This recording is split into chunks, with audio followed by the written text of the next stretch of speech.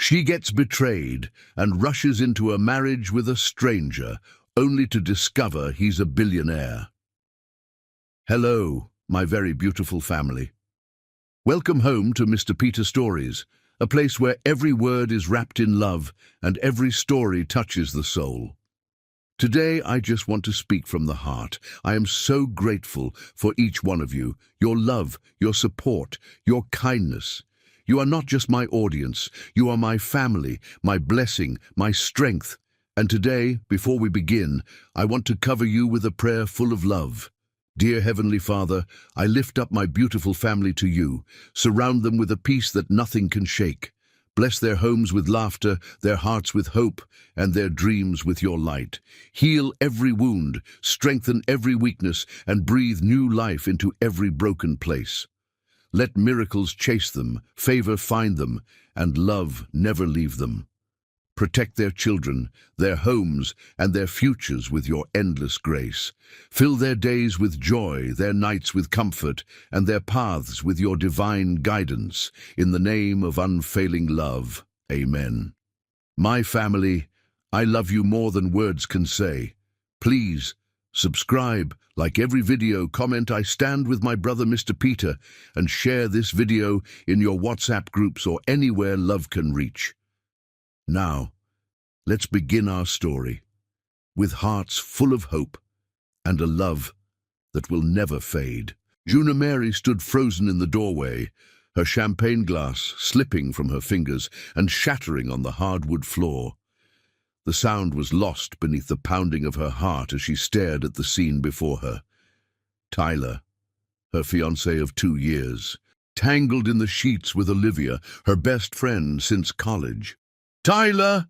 His name escaped her lips as a broken whisper. Two heads whipped around, eyes widening in horror. For one excruciating moment, nobody moved. Then Tyler scrambled to cover himself, his handsome face contorting into something between guilt and annoyance. "Juna, this isn't—" he began, but Olivia's laugh cut him off. "Oh, please," Olivia sighed, making no effort to cover her naked body. "Let's not insult her intelligence on top of everything else." Juna's engagement ring caught the light, the 3-carat diamond that had once symbolized her future, now seeming to mock her with its brilliance. Downstairs, oblivious guests continued celebrating their engagement party, the muffled sounds of laughter and music creating a surreal backdrop to her world imploding. "How long?" Juna managed to ask, her voice steadier than she felt. Tyler reached for his discarded shirt. "Baby, we can talk about this. It's just a mistake." "6 months," Olivia interjected, her eyes glinting with something close to satisfaction. "And sweetheart, he never loved you. He told me everything about your family's connections. That's what he really wanted access to." Tyler shot Olivia a venomous look. "Shut up!" But Olivia seemed determined to twist the knife. "He said being with you was like doing business, necessary but boring." The words struck Juna like physical blows. Her chest tightened as though bands of steel were constricting around her lungs. This wasn't just betrayal, it was humiliation of the most profound kind. "Your performance was quite convincing," Juna said finally, surprising herself with the cold dignity in her voice. "Both of you?" She stepped back, pulled the 5-carat diamond engagement ring from her finger, and tossed it onto the rumpled bed. "I hope it was worth it." "Juna, wait." Tyler called, but she was already moving, her designer gown sweeping behind her as she fled down the hallway. She bypassed the main staircase that would take her back to the party. She couldn't face those people, not with her makeup streaking and her dignity in tatters. Instead, she slipped down the service stairs and out a side exit of the luxury hotel where they'd been hosting their engagement celebration. Rain greeted her, a sudden spring downpour that matched her mood perfectly. Within seconds, her carefully styled hair was plastered to her neck, and her silk gown clung to her body. She kicked off her uncomfortable heels, the cool pavement beneath her bare feet strangely grounding as she began walking with no destination in mind. Thunder rumbled overhead as Juna wandered the streets of downtown, oblivious to the stares her bedraggled appearance attracted. The rain eventually slowed to a drizzle, but Juna was soaked to the bone, her teeth chattering slightly as the night air chilled her wet skin. She found herself in front of the Obsidian, one of the city's most exclusive hotels. Without thinking, she pushed through the revolving doors into the warmth of the lobby. The concierge's eyes widened at her appearance, a drenched woman in a torn designer gown, barefoot and wild-eyed. "Miss, can I help you?" he asked, already reaching for the phone, perhaps to call security. "The bar," Juna said, her voice hoarse. "I just need a drink." Something in her expression must have sparked sympathy, because after a moment's hesitation, he nodded toward an ornate doorway. "Through there, miss." The Obsidian's bar was dimly lit, all dark wood and amber lighting. A jazz quartet played softly. In one corner, despite her appearance, Juna walked to the bar with her head high, sliding onto a leather stool. "Manhattan, please," she told the bartender, who raised an eyebrow but nodded. As the bartender prepared her drink, Juna became aware of a presence beside her, a man taking the seat 2 stools away. She felt his gaze but didn't turn. She wasn't interested in becoming some stranger's anecdote about the crazy woman he met in a bar. "Rough night?" His voice was deep, with a hint of something she couldn't place. Amusement, perhaps, but not unkind. Juna turned then, a sharp retort ready on her lips, but the words died as their eyes met. The man watching her was breathtaking, tall and broad-shouldered, in a perfectly tailored charcoal suit, with intense dark eyes that seemed to see straight through her defenses. His strong jawline was softened by sensual lips currently curved. In a half-smile, "You could say that," she finally replied, accepting her Manhattan from the bartender. The stranger raised his tumbler of amber liquid. "To bad nights that might yet turn around." Despite herself, Juna clinked her glass against his. The Manhattan burned pleasantly down her throat, warming her from within. "You look like you could use this more than I could," the man said, shrugging off his suit jacket and offering it to her. Juna hesitated, then accepted it, draping the expensive wool around her shoulders. It carried his scent, sandalwood and something uniquely masculine that made her inhale a little deeper. "Thank you. I'm Juna." "Henry," he replied, those dark eyes never leaving hers. "Henry Dalton." Something shifted in the air between them, a recognition, a possibility. Juna took another sip of her drink, letting the alcohol fortify her. For the first time since discovering Tyler's betrayal, she felt something other than pain. "So, Juna," Henry said, sliding one stool closer, "care to tell me why the most beautiful woman I've ever seen is sitting in a hotel bar, soaking wet and barefoot in what's left of a Vera Wang original?" His observation about her gown's designer surprised a laugh out of her. "You know your women's fashion." A smile played at the corners of his mouth. "I know quality when I see it." His eyes held hers, and the intensity of his gaze made her breath catch. There was something magnetic about him, a gravitational pull she couldn't explain. "It's a long story," she said.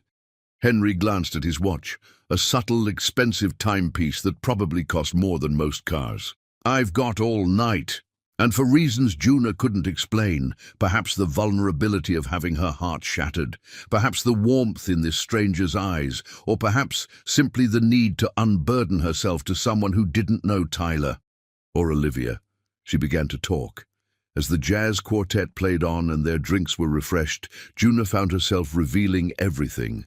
The humiliating discovery in the bedroom, the cruel words exchanged, the shattering of trust she'd thought unbreakable. Henry listened without interruption, his eyes darkening with each painful detail of her betrayal.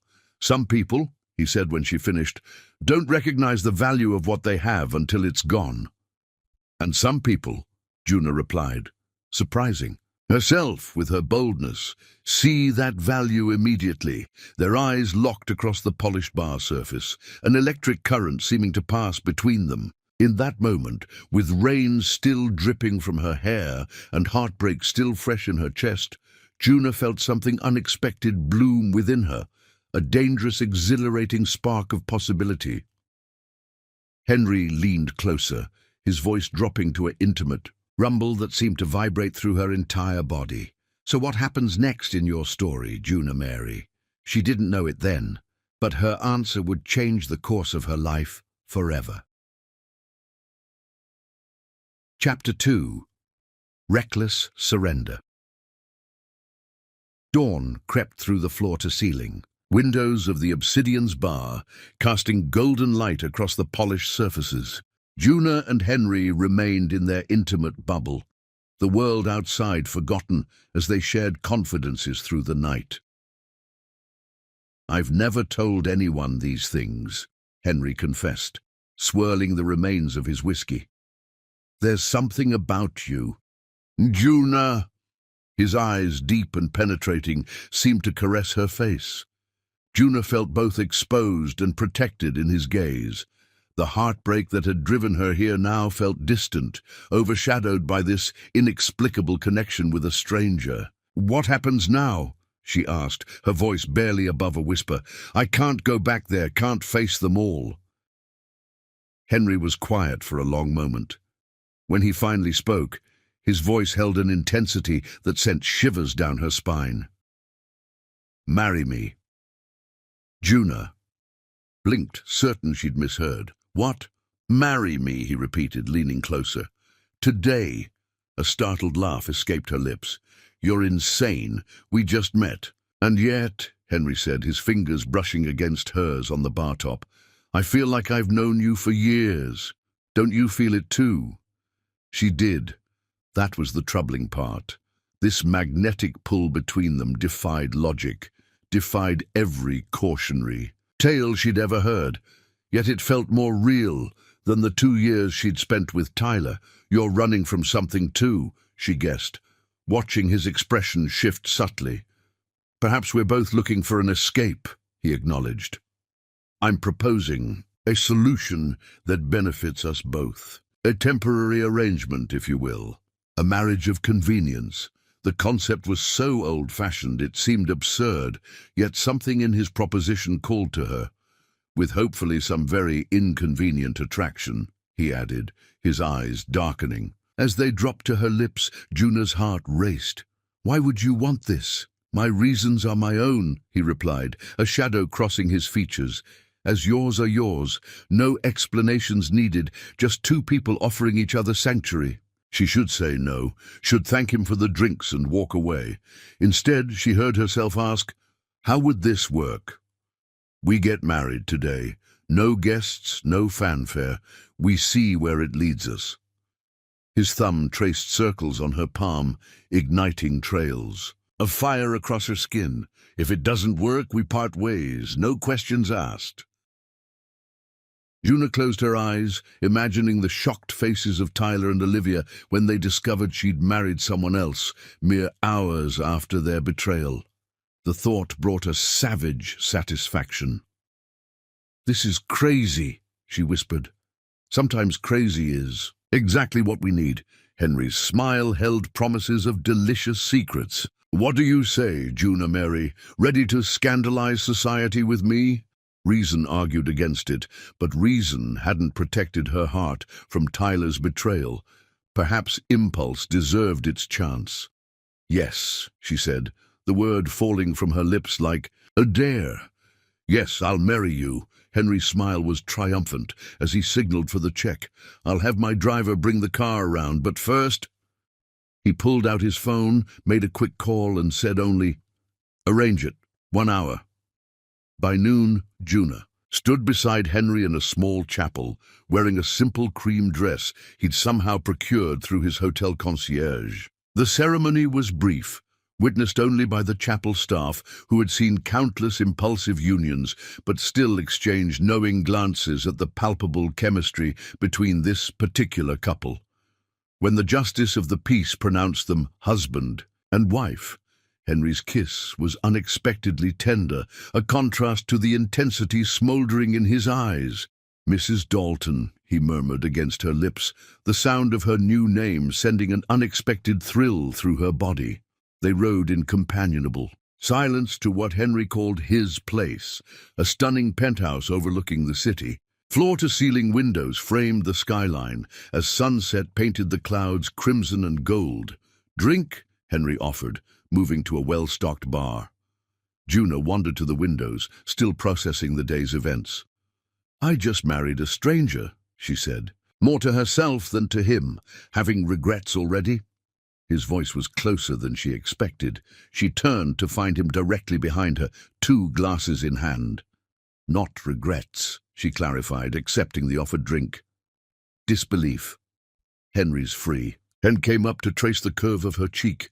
"You're not the only one surprised by today's events." Their eyes locked, and the air between them seemed to crackle with electricity. Juna took a steadying sip of her drink, the liquid courage burning down her throat. "So what happens now?" "Husband." The word felt foreign on her tongue. Henry's eyes darkened at her use of the term. "That's entirely up to you." The truth was, she already knew, had known since that first electric glance across the bar. Setting down her glass, Juna stepped closer to him, close enough to feel the heat radiating from his body. "I want to forget," she whispered, her fingers trailing up the lapel of his jacket. "Help me forget everything but this moment." With a groan that sounded torn from the depths of his soul, Henry captured her lips with his. The kiss was nothing like the chaste one they'd shared at the chapel.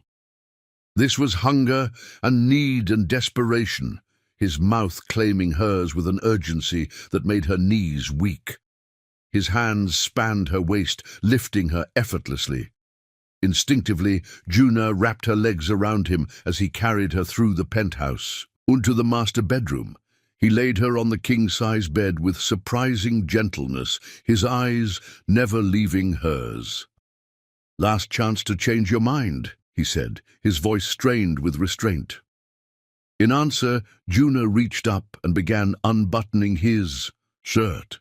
Henry watched her, his breathing ragged, allowing her this control. When she'd exposed his chest, sculpted and tanned like a Renaissance statue come to life, she ran her fingers across the warm skin, marveling at the rapid beating of his heart beneath her palm. "I want this," she affirmed. "I want you." Something primal flashed in Henry's eyes. He captured her wrists in one hand, pinning them above her head as his mouth descended on hers again. His free hand found the zipper of her dress, slowly lowering it as his lips traced a burning path down her neck. "You're exquisite," he murmured against her collarbone, pushing the dress from her shoulders. What followed was a revelation. Tyler had been Juna's only lover, their intimacy predictable and safe, but with Henry she discovered passion she never knew existed within herself. His touches were both reverent and commanding, drawing responses from her body she hadn't known it could give. As they moved together in the dimming light, Juna felt herself shattering and reforming with each caress, each whispered encouragement, each moment of increasingly intense pleasure. When they finally reached their peak together, her name on his lips and his branded on her heart, Juna knew with startling clarity that whatever this was between them, it was far more dangerous than she'd anticipated. Later, wrapped in tangled sheets with Henry's arm draped possessively across her waist, Juna watched the city lights twinkle beyond the windows. She'd married a stranger to escape her pain, but somehow in his arms she'd found something she hadn't known she was seeking. "What are you thinking?" Henry asked, his voice husky with satisfaction. Juna turned to face him, her new husband whose secrets matched her own. "That I've never made a better reckless decision in my life." His answering smile held promises of pleasure and danger in equal measure. "This is just the beginning, Mrs. Dalton, just the beginning." Chapter 3. Intoxicating Discovery. Morning light filtered through sheer curtains, bathing the bedroom in a golden glow. Yuna stirred, momentarily disoriented by the unfamiliar surroundings. The events of the previous day crashed back into her consciousness. The betrayal, the bar, the impulsive wedding, and the night of passion that followed. She turned to find Henry watching her, his dark eyes intense and unreadable. "Having second thoughts?" he asked, voice raspy with sleep. Yuna considered the question, taking inventory of her feelings. Surprisingly, regret wasn't among them. "No," she answered honestly. "You?" A slow smile spread across his face. "None whatsoever." His fingers traced lazy patterns on her bare shoulder. "I have a proposition for you." "Another one?" Yuna laughed. "The last one led to marriage. This one's less permanent," he assured her. "A honeymoon." "A honeymoon," she repeated, testing the word. It seemed absurd. Honeymoons were for couples in love, not strangers who'd married on impulse. "I have a place on the coast, private, secluded. We could spend a week there, get to know each other properly." His fingers continued their maddening journey down her arm. "Unless you'd prefer to face the world's questions right away." The thought of explaining her sudden marriage to family and friends made Yuna's stomach knot. A week's reprieve sounded like paradise. "The coast sounds perfect," she agreed. Henry's smile widened. "Pack light. We leave in an hour." 3 hours later, a sleek black car delivered them to what Henry had modestly called a place on the coast. In reality, it was a stunning modern beach house perched on a cliff overlooking the Pacific, all glass and polished wood. "This is yours?" Yuna asked as they stepped into the soaring, open-plan living area. "For now, it's ours," Henry corrected, setting down their bags. "Hungry?" They prepared lunch together in the gourmet kitchen, moving around each other with an ease that belied their brief acquaintance. Henry proved surprisingly adept, chopping vegetables with practiced precision. "You cook," Yuna observed, impressed. "Don't sound so surprised," he teased. "I contain multitudes." After lunch, they explored the beach below the house, walking barefoot along the sand. The domesticity of it all, preparing food together, walking side by side, felt strangely natural, as if they'd known each other for years rather than days. As dusk approached, Henry opened a bottle of wine and led Yuna to the house's infinity pool, which seemed to merge with the ocean beyond. "To new beginnings," he toasted, clinking his glass against hers. "To secrets shared," Yuna countered, holding his gaze over the rim of her glass. Something flickered in Henry's expression. "Not all secrets are meant to be shared." "Even between husband and wife," she challenged, emboldened by the wine and the intimacy they'd shared, "especially between those bound by convenience rather than love," he replied, his tone gentle but firm.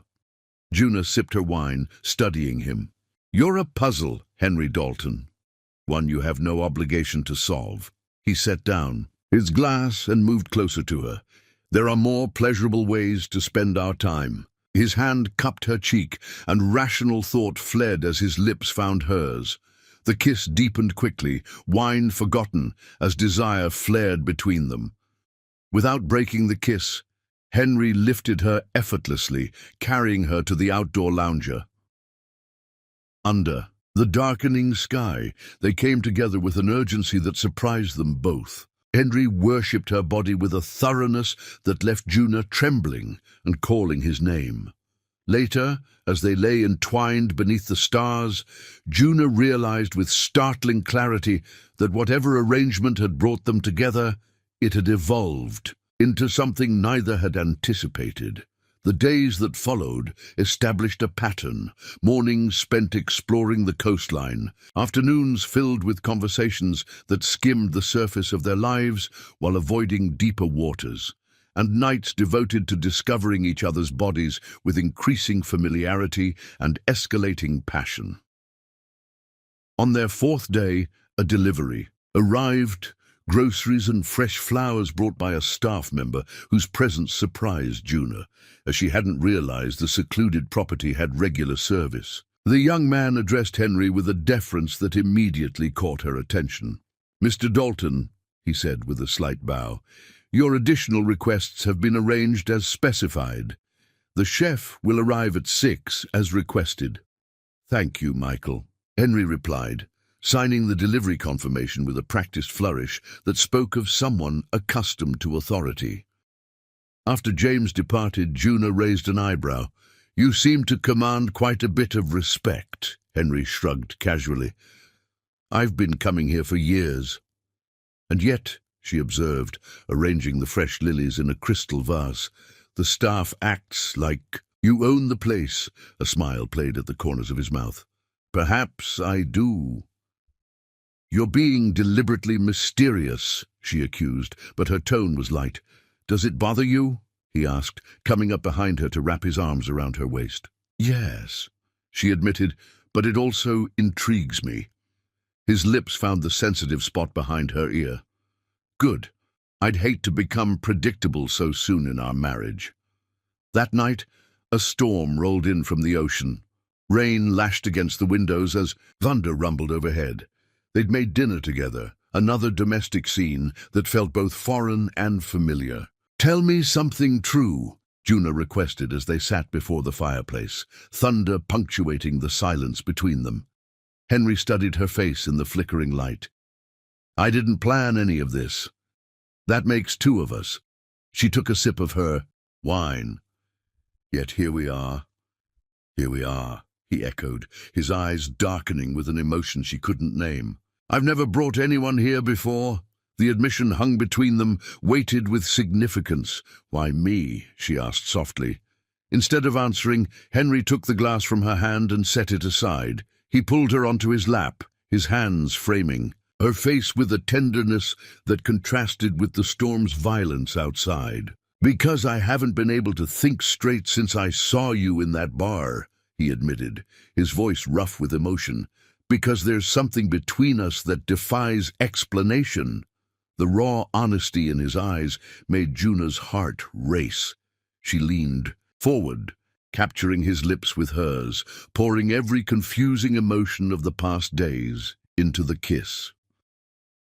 What followed was different from their previous encounters. Where before there had been urgency and passion, now there was a deliberate exploration, an unhurried discovery of each other's bodies that felt almost reverential. Henry lavished attention on every inch of her skin, whispering praise against her collarbone, her hip bone, the inside of her thigh. When he finally moved above her, their gazes locked in a connection that transcended the physical. Juna felt something shift between them, something profound and terrifying in its intensity. Afterward, as they lay tangled together, listening to the storm recede, Juna traced idle patterns on Henry's chest. "You've ruined me," she whispered, only half joking. His arm tightened around her. "How so? How could I ever go back to ordinary life after this?" Henry's chuckle rumbled beneath her ear. "Who says you have to?" Their honeymoon days blended together in a haze of pleasure and discovery, creating a timeless bubble away from reality. On their final morning, Juna woke to find Henry on the phone, his tone clipped and authoritative as he spoke about the board and quarterly projections, words that seemed jarringly out of place in their romantic retreat. He ended the call abruptly when he noticed her watching. "Trouble?" she asked. "Nothing I can't handle." He smiled, but it didn't quite reach his eyes. "Unfortunately, real life beckons. We need to head back today." As they packed, Juna found herself reluctant to leave the bubble they'd created. In this secluded paradise, she'd begun to feel emotions for Henry that went far beyond physical attraction. Emotions that both thrilled and terrified her. "Ready?" Henry asked, appearing in the doorway with their bags. Juna nodded, trying to ignore the sense that once they left this place, everything would change. She had no idea how prophetic that feeling would prove to be. As their car wound its way back toward the city, Henry's phone buzzed continuously with messages and calls he largely ignored. He seemed tenser with each passing mile, the carefree lover of the past week gradually replaced by someone more controlled, more guarded. "Where to?" Juna asked as they approached the city limits, suddenly realizing she didn't know where home was in this strange new life. Henry's expression was unreadable as he replied, "There's something I need to show you." The car turned onto a private road that wound uphill through manicured grounds. As they crested the hill, an imposing mansion came into view, a modern architectural masterpiece of glass and stone. "Henry," Juna began, confusion coloring her voice. "Where are we?" His eyes met hers, serious and intent. "Home, Juna, our home." As the car pulled up to the entrance, staff emerged to greet them. A distinguished older man opened Henry's door with practiced efficiency. "Welcome back, Mr. Dalton," he said. "The situation at the office has been contained as requested." "Thank you, Edwards," Henry replied, helping Juna from the car. As they entered the marble foyer with its soaring ceiling and museum-quality art, the truth dawned on Juna with crystal clarity. This was no ordinary home, and Henry was no ordinary man. "Who are you, really?" she whispered, the magnitude of her ignorance crashing down around her. Henry's expression was both apologetic and resolute. "Someone who should have been more honest from the beginning." He took her hand, his touch both familiar and suddenly foreign. "We have a lot to talk about." Chapter 4. Gilded Cage. Juna stood in the center of Henry's study. No, their study now. Apparently, struggling to process the magnitude of what she was seeing. Floor-to-ceiling bookshelves lined one wall, while another featured a massive fireplace flanked by original artwork she recognized from gallery exhibitions. The wall behind his desk was entirely glass, offering a panoramic view of the city below. "You're Henry Dalton," she said finally, her voice unnaturally calm. "The Henry Dalton, Dalton Industries." He nodded once, watching her carefully. "Yes, billionaire, reclusive CEO, the man Forbes called the most enigmatic figure in modern business." Each word felt like another piece of a puzzle she should have solved sooner. "The press exaggerates," he said, but there was no denial in his tone. Juna laughed, the sound brittle even to her own ears. "Really? Which part? The billions? The business empire? Or just the enigmatic part?" "Juna, you let me believe you were just some guy, some random man in a bar." The betrayal felt fresh, cutting through the happiness of their honeymoon week. "I married you thinking we were equals." Henry moved toward her, but she backed away. "We are equals," he insisted. "How?" she demanded. "You have all the power here, all the information. I don't even know who I married." "You know me better than anyone," Henry countered, his voice low and intense. "What happened between us at the beach house? That was real. The man you married is the real me, not the persona in business magazines." "But you lied to me." "I never lied," he corrected. "I just didn't volunteer information you didn't ask for." Juna's eyes narrowed. "That's semantics, and you know it." "Perhaps," he conceded. "But would you have married me if you'd known who I was? Or would you have assumed I had ulterior motives, that I was just another man trying to use you?" The question hit too close to home, echoing her experience with Tyler. Would she have trusted Henry's intentions if she'd known about his wealth and status? "That wasn't your decision to make," she said finally. "You robbed me of informed consent." Henry's jaw tightened. "You're right." He ran a hand through his hair, a rare gesture of frustration. "I should have told you before the wedding, but I didn't plan any of this, Juna. Meeting you, marrying you, none of it was calculated." Then why marry me at all? She pressed. You could have had a fling with the sad girl from the bar without the commitment, because from the moment I saw you, I wanted more than a fling. The raw honesty in his voice made her breath catch. And once I started talking to you, I couldn't bear the thought of letting you walk away. Juna turned toward the window, needing distance from the intensity of his gaze. The city lights twinkled below, reminding her how far removed they were from the real world, up here in their mansion. So what now? She asked, her back still to him. What exactly does being Mrs. Henry Dalton entail? She heard him move, closer, but he didn't touch her. Whatever you want it to. This changes nothing about our arrangement. It changes everything, she corrected, turning to face him. You're not just Henry anymore. You're a public figure. There will be expectations, appearances, scrutiny. I've kept my private life private for years, he said. I can continue to do so. And where do I fit into this private life of yours? She challenged. Am I supposed to be the secret wife you keep hidden away in your mansion? Something dangerous flickered in Henry's eyes. You are my wife. Secret or public, that's up to you. But make no mistake, Juna, I won't hide you unless you ask me to. The possessiveness in his tone sent an involuntary shiver down her spine. Despite her anger, she couldn't deny the pull between them remained as strong as ever. I need time, she said finally. Time to process all this. Henry nodded, respecting her space. Of course. Edwards will show you to our bedroom whenever you're ready. Or if you prefer separate accommodations for tonight. No, she interrupted, surprising herself with the vehemence of her response. The thought of sleeping without him after their week together was unexpectedly painful. I don't want separate rooms. Relief flashed across his features before he schooled his expression. I have work to catch up on. Take all the time you need.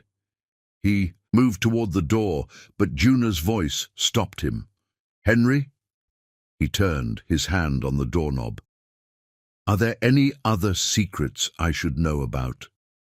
For a moment something vulnerable crossed his face, so quickly she might have imagined it. None that matter right now. After he left, Juna explored the study, running her fingers along the spines of first edition books, examining the awards mounted discreetly on one wall. Each discovery revealed another facet of the man she'd married.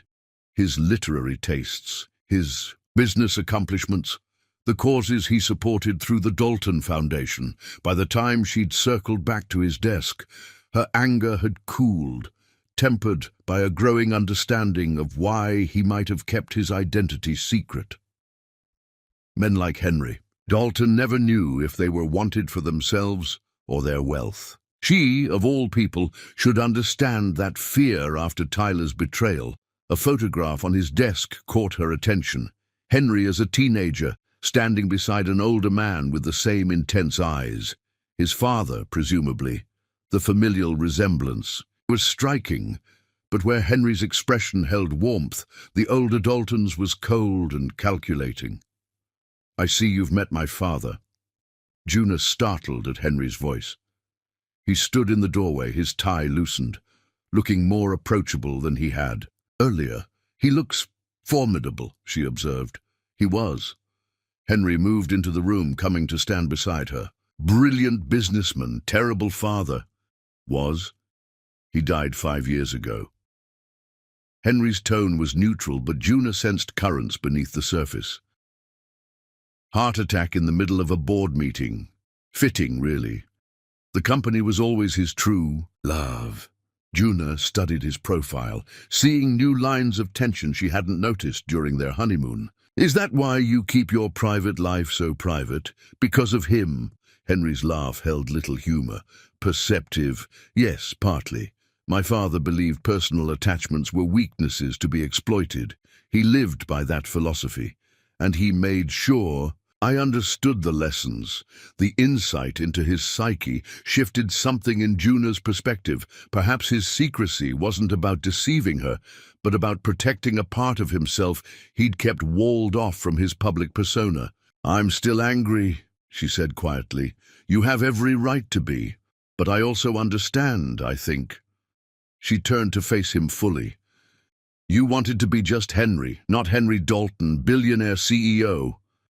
His eyes softened as he looked at her. "With you, I'm just Henry. That's what these past days have meant to me." Something in his expression, vulnerability beneath the powerful exterior, touched her deeply. Her anger hadn't disappeared, but it was now tempered by understanding. They had both been protecting parts of themselves, hiding behind facades born of past pain. Juna moved toward him slowly, each step a conscious choice to trust again, to meet him halfway. "Show me," she whispered. Henry's brow furrowed in confusion. "Show you what? That you're still the same man I married? That beneath the wealth and power, you're still my Henry?"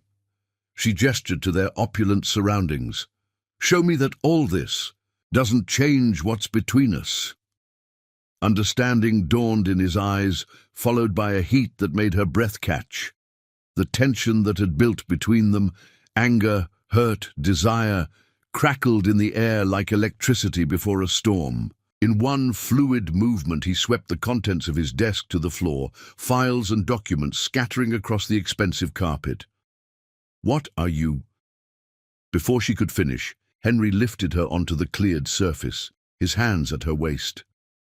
"Being the real me," he growled, his lips claiming hers in a kiss that obliterated thought.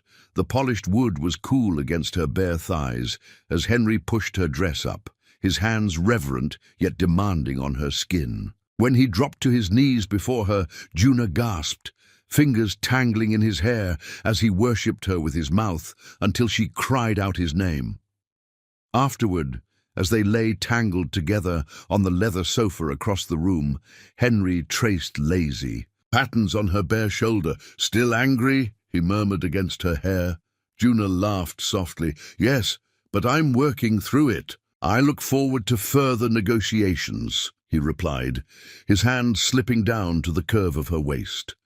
As they dressed, retrieving scattered clothing from across the study, Juna realized that whatever complications Henry's identity brought to their marriage, the fundamental truth remained unchanged. The connection between them defied explanation or reason. Billionaire or not, Henry Dalton had claimed a place in her heart that no amount of anger could dislodge. Later that night, as she explored the mansion that was now her home, its art-filled hallways, the indoor pool, the state-of-the-art kitchen, where staff prepared meals she would never have to cook, Juna understood she had traded one life for another, stepping into a gilded cage of privilege and luxury. But as she entered their bedroom to find Henry waiting for her, his eyes warming, at her appearance, she knew with sudden clarity this cage had been of her own choosing, and she held the key to its door. Chapter 5. Dangerous Desires. The velvet gown clung to Juna's curves like a second skin, its deep, emerald color striking against her dark complexion. She studied her reflection in the mirror, hardly recognizing herself in the custom designer. Creation, a week into her new life as Mrs. Dalton, and she was still adjusting to the transformation. "You look breathtaking," Henry said from the doorway of their bedroom suite. Juna turned, her breath catching at the sight of him in his tuxedo. How was it possible that he became more handsome each time she saw him? "Nervous?" he asked, approaching to fasten a diamond necklace around her throat. "Terrified," she admitted. "This is my first public appearance as your wife. I don't want to embarrass you." Henry's fingers lingered on her skin. "Impossible," he murmured, pressing his lips to the sensitive spot behind her ear. "Just be yourself. That's the woman I married. A woman who still doesn't know which fork to use for the fish course," she reminded him. His low laugh vibrated against her neck. "Follow my lead. And remember—" His eyes met hers in the mirror, suddenly serious. These people want something. You from me, not the other way around. The annual charity gala for the Dalton Foundation was, Henry had explained, the one society event he couldn't avoid. As they descended the mansion's grand staircase together, Juna drew strength from his steady presence beside her. Edwards appeared at the bottom of the stairs. "The car is ready, sir. Mrs. Dalton." The older man's acceptance of her had been immediate and unquestioning, unlike some of the other staff, who watched her with curious, sometimes skeptical eyes. "Thank you, Edwards," Henry replied. Then, offering Juna his arm, "Ready to face the lion's wife?" She took a deep breath and nodded, slipping her hand through his arm. "Lead the way, husband." The ballroom was a glittering sea of wealth and privilege. The moment they entered, a palpable hush fell over the crowd before erupting into excited whispers. Henry Dalton with a woman. Who is she? Did he say wife? Henry guided her through the crowd with practiced ease, introducing her to a blur of important names and faces. Juna maintained her composure, though she felt the weight of critical assessment in every glance, the calculation behind every smile. "You're doing wonderfully," Henry murmured as they moved between groups. "They're fascinated by you. They're trying to figure out what a man like you sees in someone like me," she replied quietly. His hand tightened possessively on her waist. "Let them wonder." As Henry was pulled into conversation with an elderly board member, Juna excused herself to visit the ladies' room. She was applying lipstick when the door opened and a striking blonde entered, her ice blue gown emphasizing a model, thin figure. "So," the woman said, her voice dripping with false sweetness, "you're Henry's latest distraction." Juna met the woman's gaze in the mirror. "I'm Henry's wife, actually." The blonde laughed, the sound like breaking glass. "Wife? Oh, darling, that's adorable." She moved closer, her perfume expensive and cloying. "I'm Victoria Blake, Henry, and I have history." "How nice for you," Juna replied evenly, though her heart hammered in her chest. Victoria examined her critically. "I'll give Henry credit, you're certainly beautiful, but you're not his type. Trust me, I know what Henry likes." "And yet," Juna observed, turning to face her directly, "I'm the one wearing his ring." Something ugly flashed in Victoria's eyes. For now, as the woman sauntered out, Juna steadied herself against the marble counter. This, she realized, was just the beginning of the challenges her new position would bring.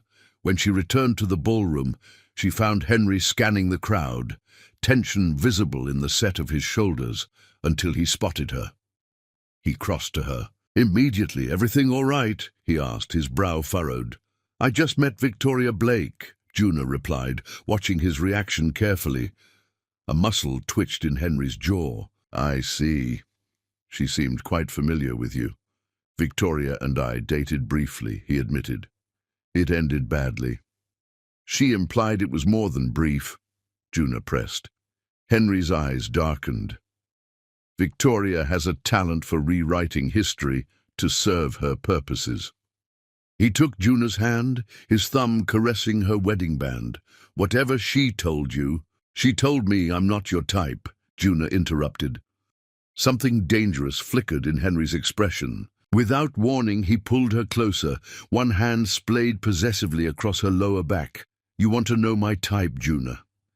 His voice was low, meant only for her ears. "My type is a woman who challenges me, who sees beyond the wealth and power, to the man beneath, a woman who makes me forget everything but the taste of her skin." Before she could respond, his mouth captured hers in a kiss that was both claiming and reverent. The ballroom around them faded away as Juna surrendered too, the heat of his touch. When they finally broke apart, she became aware of the silence that had fallen over the nearby crowd. Victoria stood across the room, her face a rigid mask of fury. "I think," Henry said, satisfaction evident in his tone. "We've made our point." For the remainder of the evening, Henry kept her close, his hand rarely leaving the small of her back, a silent declaration of possession that thrilled her more than it should have. As they circulated, Juna began to notice the complex social dynamics at play. The men who deferred to Henry while eyeing her with speculation, the women who assessed her jewelry, her dress, her every word for signs of weakness. "They're trying to figure out if I married you for your money," she murmured to Henry during a quiet moment. "And if I married you for your body," he added with a wry smile. "People like these understand transactions, not connections." "Is that what we have? A connection?"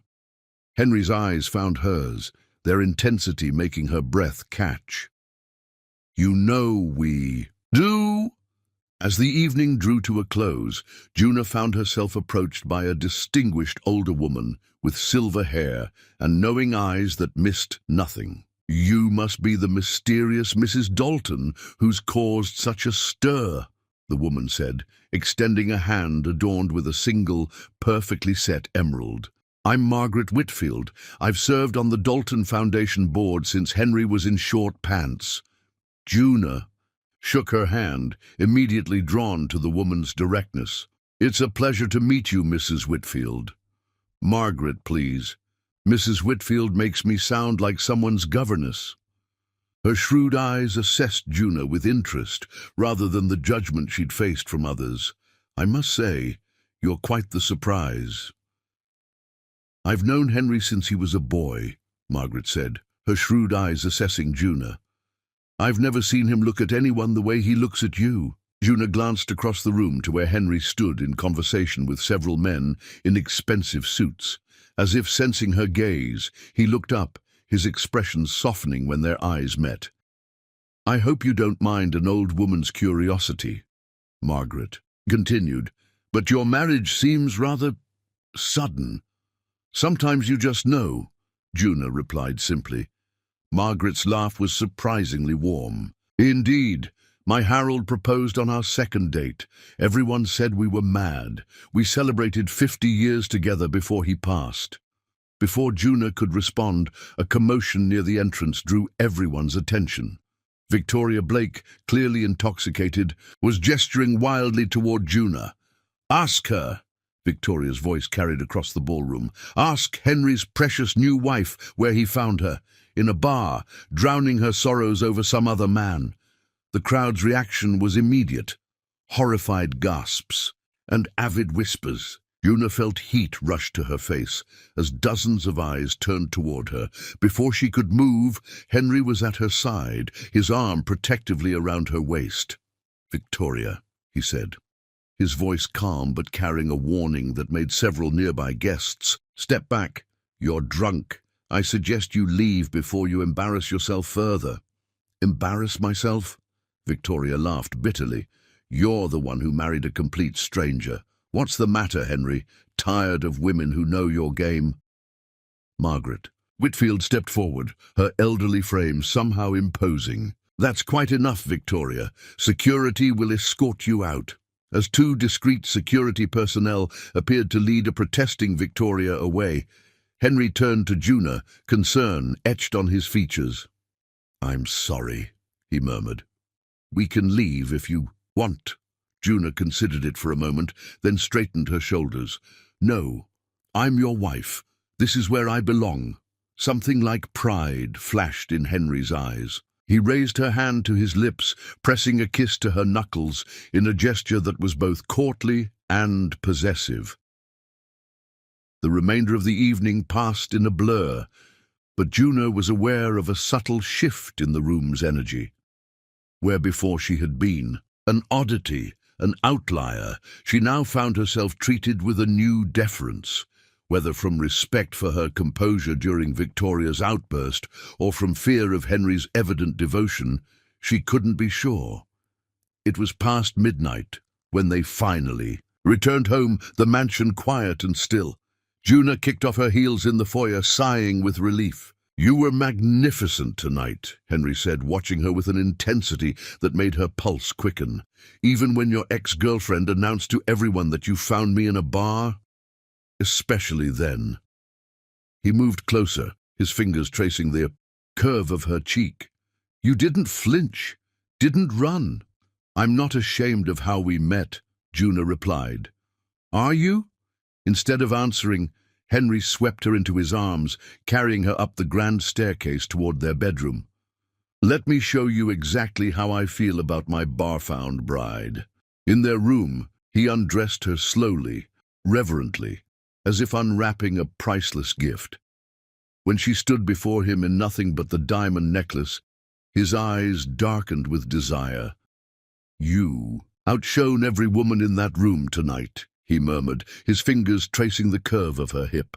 "Do you have any idea what it did to me, watching you charm those stuffy board members?" Seeing Victoria's face when she realized she couldn't touch what we have, Juna reached for him, unfastening his tie with trembling fingers.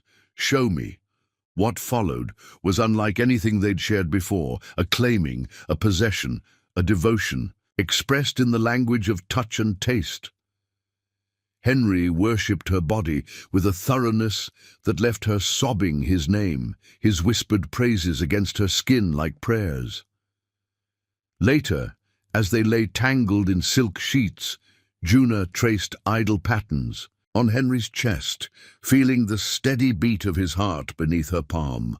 "Victoria won't be the last, will she?" she asked softly. "The last person from your past who tries to come between us." Henry's arm tightened around her.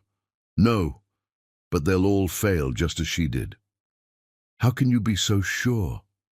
He tilted her face, up to his expression more vulnerable than she'd ever seen it. "Because what I feel for you terrifies me, Juna.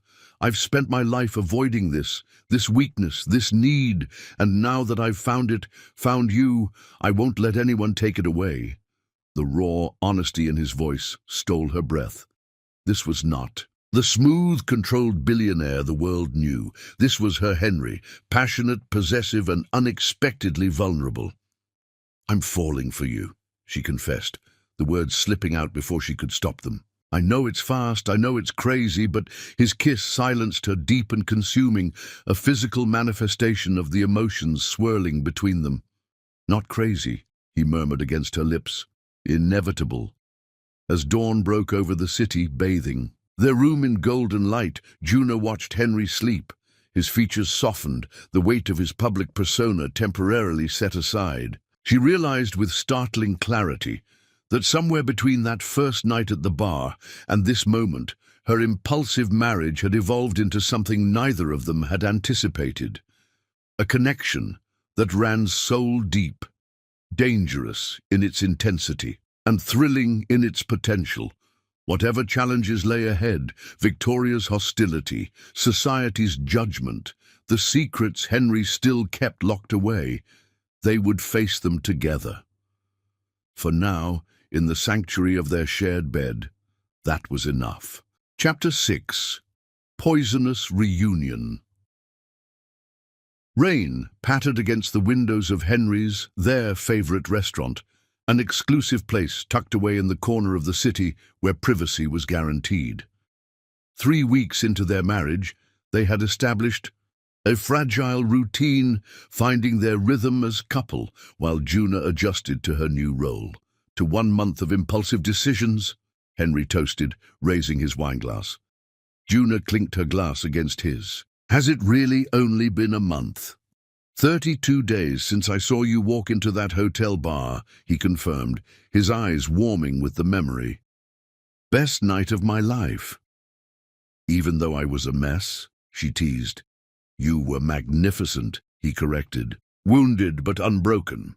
The sincerity in his voice made her blush. She was about to respond when her gaze caught on a familiar figure entering the restaurant, and the words died in her throat. Henry noticed her sudden tension. "What is it?" Unable to speak, Juna simply nodded toward the maitre d's station, where Tyler now stood, accompanied by a woman who wasn't Olivia, Her ex-fiancé was scanning the restaurant, and when his eyes landed on her, shock registered on his features before being replaced by something calculating. "Juna?" Henry's voice held a note of concern. "It's Tyler," she whispered. "My ex." Henry's expression darkened instantly. He reached across the table to take her hand, his thumb brushing soothingly across her knuckles. "Do you want to leave?" Before she could answer, Tyler was approaching their table, his companion trailing behind, looking confused. "Juna?" Tyler said, his voice laced with false warmth. "What an incredible coincidence." "I doubt that," she replied coolly, drawing strength from Henry's steady presence. Tyler's gaze shifted to Henry, then to their clasped hands and the wedding rings that glinted in the restaurant's soft lighting. "Aren't you going to introduce me to your friend?" Juna felt Henry's hand tighten almost imperceptibly around hers. "Tyler, this is Henry Dalton, my husband." She took grim satisfaction in watching Tyler's expression cycle rapidly through disbelief, recognition, and calculation. Of course he would know the Dalton name. "Husband?" Tyler's laugh held an edge of disbelief. "It's been what? A month since our engagement." 32 days, Henry interjected smoothly, his tone pleasant but his eyes cold. "And you are—" "Tyler Bennett," he replied, extending a hand that Henry briefly shook. "Juna and I were engaged until recently."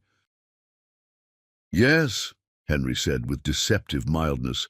"I believe you were otherwise occupied at your engagement party with her best friend, if I recall correctly." Tyler had the grace to look uncomfortable. "That was a misunderstanding." "Was it?" Juna found, her voice, anger giving her courage, "because it seemed pretty clear to me." An awkward silence fell, broken when Tyler's forgotten date cleared her throat. "Oh," Tyler said, startled. "This is Melissa." The woman nodded politely, clearly sensing the tension. "Join us," Henry said suddenly, gesturing to the empty chairs at their table.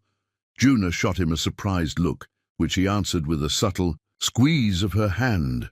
"Oh, we wouldn't want to interrupt," Tyler protested weakly, though his eyes betrayed his interest in prolonging the encounter.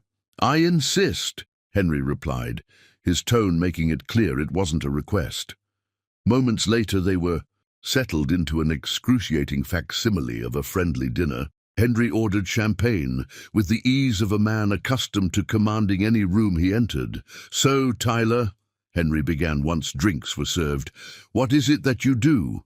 "Investment banking," Tyler replied, his chest puffing slightly. "Junior partner at Grayson and Moore." "Ah," Henry nodded, taking a sip of his champagne. "Small firm, aren't they?" Juna caught the slight stiffening in Tyler's posture. Grayson and Moore was one of the city's most prestigious boutique investment banks, but clearly minuscule compared to Dalton Industries. "They're quite selective," Tyler said defensively. Henry merely smiled. "I'm sure." Throughout the appetizers, Tyler attempted to steer the conversation to safe topics, but Henry consistently brought it back to Tyler's career, his ambitions, his family connections, each question revealing how thoroughly Henry had investigated him. "It's almost as if you've been looking into me, Mr. Dalton," Tyler observed finally, his expression uneasy. "Henry, please," he corrected. "And yes, I make it a point to know everything about the man who broke my wife's heart." The table fell silent. Melissa looked desperately uncomfortable, while Tyler's face flushed with anger or embarrassment, perhaps both. "That's ancient history," Tyler insisted, glancing at Juna. "And clearly Juna has moved on spectacularly well." "Have I?" Juna challenged, emboldened by Henry's protective presence. "Or did you track me down deliberately tonight?" Tyler had the audacity to look wounded.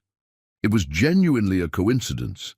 But seeing you—" He hesitated, glancing apologetically at his date.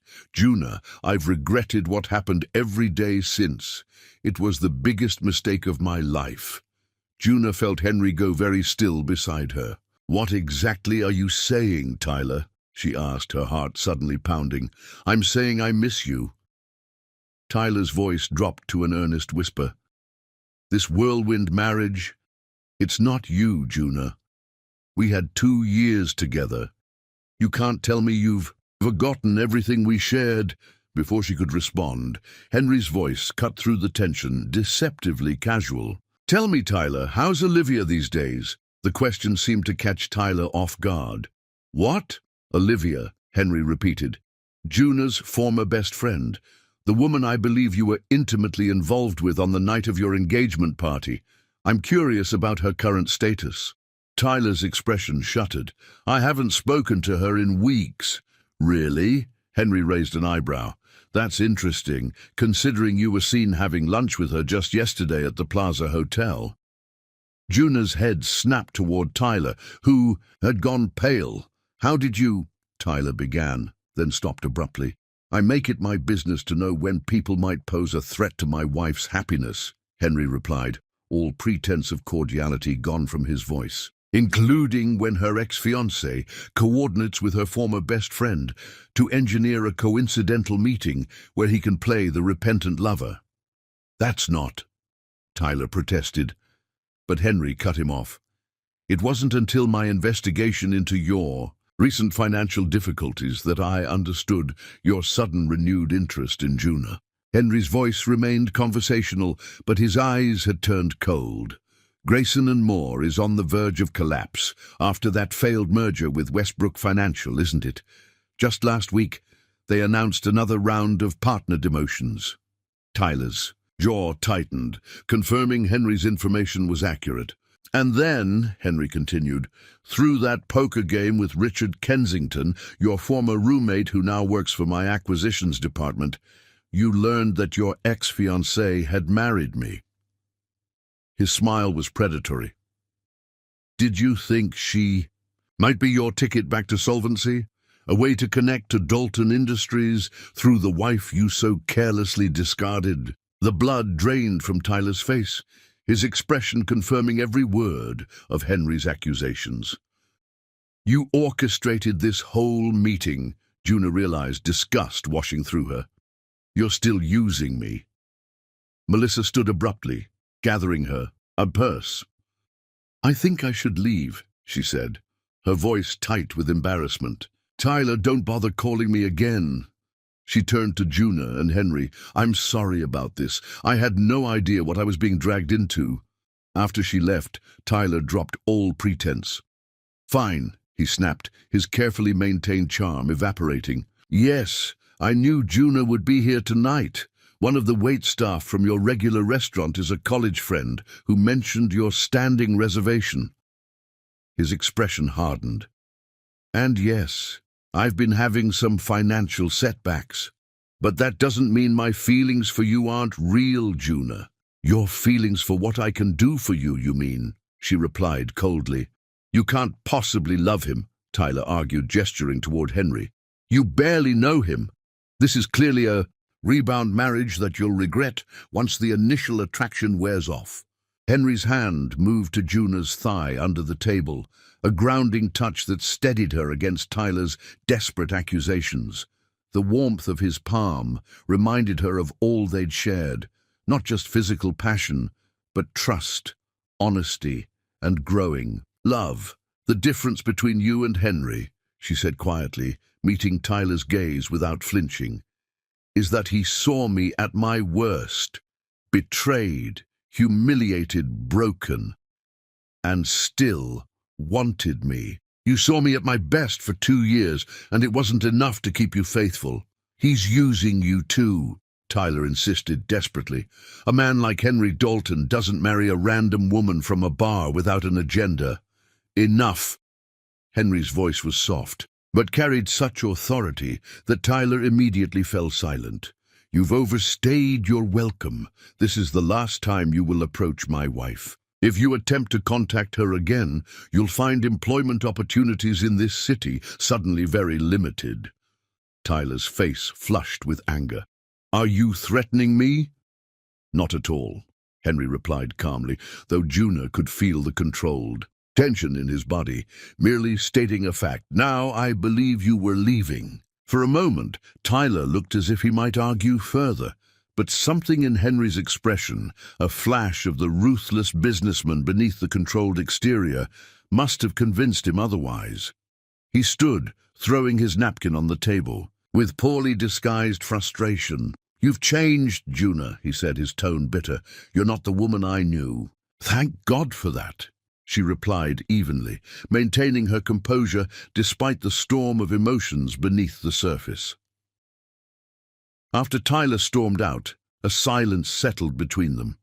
The restaurant's soft lighting cast intimate shadows across their table, creating a private world amid the quiet murmur of other diners. Henry signaled discreetly for the check, his expression unreadable. "You had him investigated," Juna said finally, studying Henry's profile as the city lights flashed past their car windows. "Yes." His answer was simple, unapologetic. "How long have you been watching him?" She kept her tone neutral, genuinely curious rather than accusatory. Henry turned to her, his eyes steady. "Since the night you told me about him. I make it a point to understand potential threats. You considered my ex-fiancé a threat?" The concept was both surprising and oddly flattering. "I considered anyone who hurt you a person of interest." His hand found hers in the darkness of the car, his touch warm and reassuring. When his financial troubles began and he started making inquiries about you, that interest became active surveillance. The possessiveness in his tone should have alarmed her, but instead, it sent a thrill down her spine. "When did you know he would be here tonight?" "My security team notified me when he made the reservation this afternoon. I considered having our dinner moved elsewhere, but decided you deserved the chance to confront your past on your terms." His thumb traced circles on her palm. "Was I wrong?" Juna considered the question carefully. "No. I needed that closure." She squeezed his hand. "Thank you for letting me handle it my way, while providing backup." His lips quirked in a half-smile. Exactly. The drive home was charged with unspoken tension. As their car wound through the city streets, Henry's hand rested on her thigh, his touch both possessive and questioning. When they reached the mansion, Juna didn't wait for Edwards to open the door. She slipped out of the car and headed straight for the house, aware of Henry following close behind. The moment the front door closed behind them, she turned to him. "Did you mean what you said about protecting what's yours?" Something dangerous flashed in Henry's eyes. "Every word!" "Show me," she challenged, her voice barely above a whisper.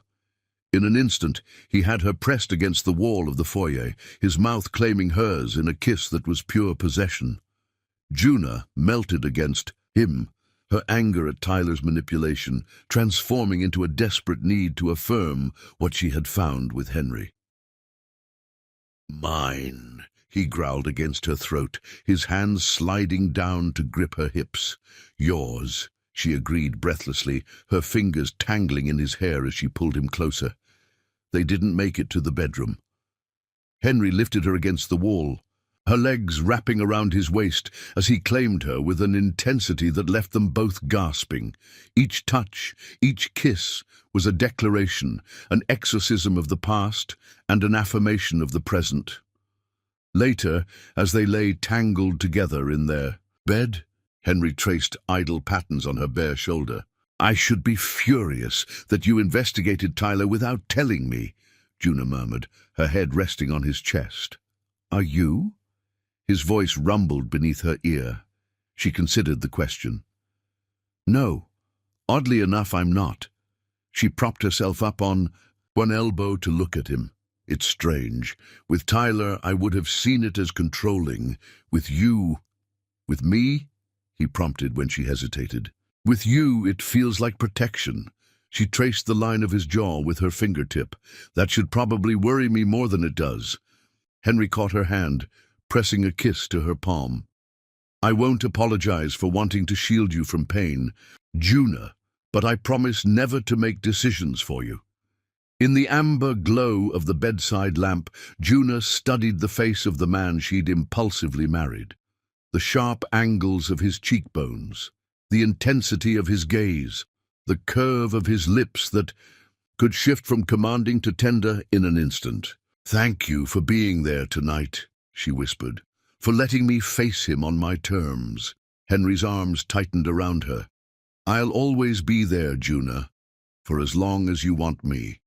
As she drifted toward sleep in the warmth of his embrace, Juna realized that her feelings for Henry had evolved far beyond the initial attraction, beyond even the passionate connection that had drawn them together. Somewhere in the whirlwind of the past month, she had fallen completely, irrevocably in love with her husband, and that, she knew with sudden clarity, was the most terrifying realization of all.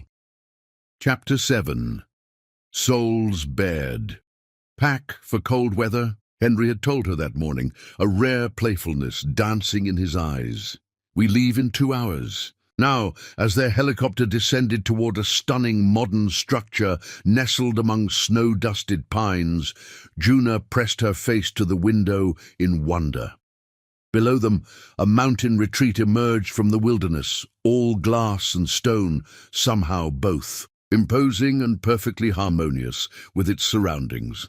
"Another one of your properties you neglected to mention," she teased as the helicopter touched down on a private landing pad.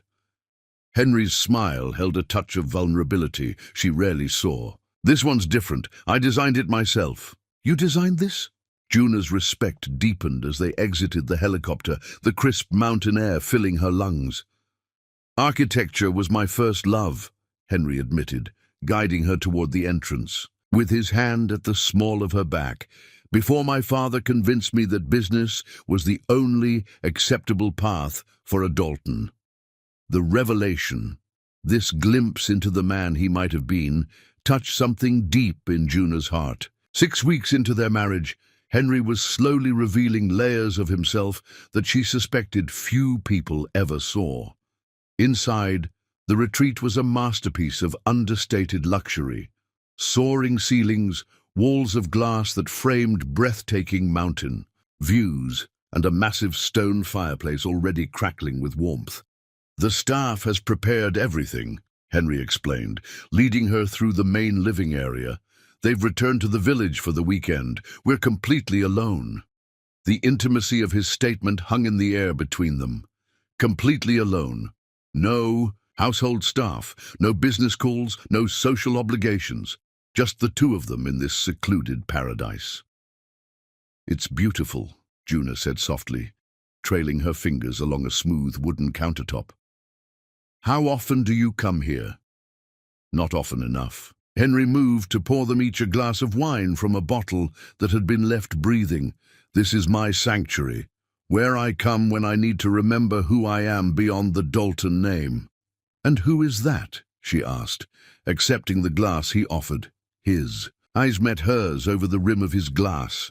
"That's what I'm still figuring out." Later, after a dinner they prepared together in the gourmet kitchen, they settled before the massive fireplace. Outside, snow had begun to fall, delicate flakes swirling against the darkness beyond the windows. "This feels like another world," Juna observed, curled against Henry's side on the oversized sofa, "like we're the only two people who exist." That was the idea. His fingers trailed lazily up and down her arm. No distractions, no past, no future, just this moment. But the past was never truly gone, Juna knew. It lingered in the shadows of their conversations, in the questions they still hadn't asked each other. "Tell me about her," she said softly, feeling Henry tense beside her. "About who?" His voice was carefully neutral. "The woman who hurt you." Juna shifted to look at him. "I know there was someone. I can see it in your eyes sometimes, when you think I'm not looking." Silence stretched between them, broken only by the crackling of the fire. Just as Juna began to think he wouldn't answer, Henry's voice emerged, low and controlled. Her name was Rebecca. He stared into the flames, his posture rigid despite his casual position on the sofa. Rebecca Mercer. Juna remained quiet, giving him space to continue at his own pace. She sensed this was a story he rarely shared, perhaps had never shared completely with anyone. We met at Stanford. I was finishing my MBA, and she was in the law program. His voice softened with memory. She was extraordinary, brilliant, ambitious, with this uncanny ability to see solutions where everyone else saw only problems. A faint smile touched his lips before fading. We were together for 3 years, engaged for 1. Juna's heart constricted at the pain evident in his voice. What happened? Henry took a long swallow of his wine, his throat working as he prepared to excavate memories he'd clearly buried deep. After my father died suddenly, I was thrust into running Dalton Industries before I felt ready. Rebecca became my rock. I trusted her completely, made her my closest advisor, gave her access to everything. My home, my accounts, my most confidential business strategies. He set down his glass with careful precision, his fingers lingering on the stem. What I didn't know was that she was working with my brother the entire time. Your brother. This was the first Henry had mentioned of any siblings. James. Henry's voice hardened. My father's son from his first marriage. He's 15 years older than me and never forgave my mother for replacing his own. When my father named me his successor instead of James, his resentment turned to outright hatred. And Rebecca. She was his instrument of revenge. The firelight cast shadows across Henry's face, highlighting the tension in his jaw. They orchestrated a hostile takeover attempt, using information she'd gathered during our relationship. She betrayed not just my trust, but my heart. Juna could barely breathe, past the ache in her chest. How did you find out? I overheard them. Henry's laugh held no humor. Classic, isn't it? I returned early from a business trip, hoping to surprise her. Instead, I heard them discussing their plans and their relationship. They'd been lovers the entire time she was with me. The parallels to her own betrayal by Tyler and Olivia weren't lost on Juna. No wonder Henry had understood her pain so completely that first night. What did you do? She asked softly. I confronted them. James was unapologetic, said it was what I deserved for stealing our father's company from him. Henry's voice remained steady, but Juna could feel the tension radiating from his body. Rebecca tried to deny it at first, then claimed she'd fallen in love with James during their conspiracy, that what we had was never real. That's why you keep your personal life so private, Juna realized, why you were so guarded, even with me at first. Henry nodded slowly. After Rebecca, I shut that part of myself away. Focused entirely on business, trusted no one. His eyes found hers, vulnerable in a way she'd never seen before. Until you. The weight of his confession settled between them, not just the facts of his betrayal, but what it meant that he'd shared this with her, that he'd allowed himself to be vulnerable again. The night we met, he continued, his voice softer now, I recognized something in you. A reflection of my own pain, perhaps, but also a strength I'd forgotten existed. Juna reached for his hand, threading her fingers through his. Is that why you proposed? Because you saw yourself in me? Partly, he admitted, but there was more. Something about you called to me in a way I couldn't explain. Still can't explain. For the first time in 5 years, I wanted to take a risk on someone.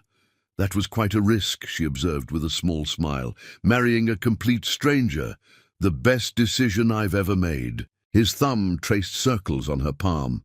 Even if it terrifies me sometimes, it terrifies you. This admission surprised her.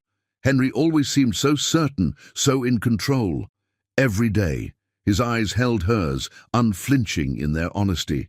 Because, with each passing day, I find myself caring more, needing you more. And that kind of dependence is frightening, she finished for him. Because it gives me the power to hurt you. Yes.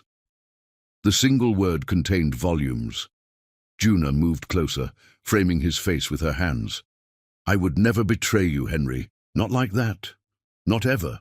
I believe you, he whispered, and she could see that he meant it. That's what scares me most of all. Their kiss was different from the passionate embraces they usually shared, deeper, more vulnerable, laden with unspoken emotion. When they finally broke apart, Juna rested her forehead against his.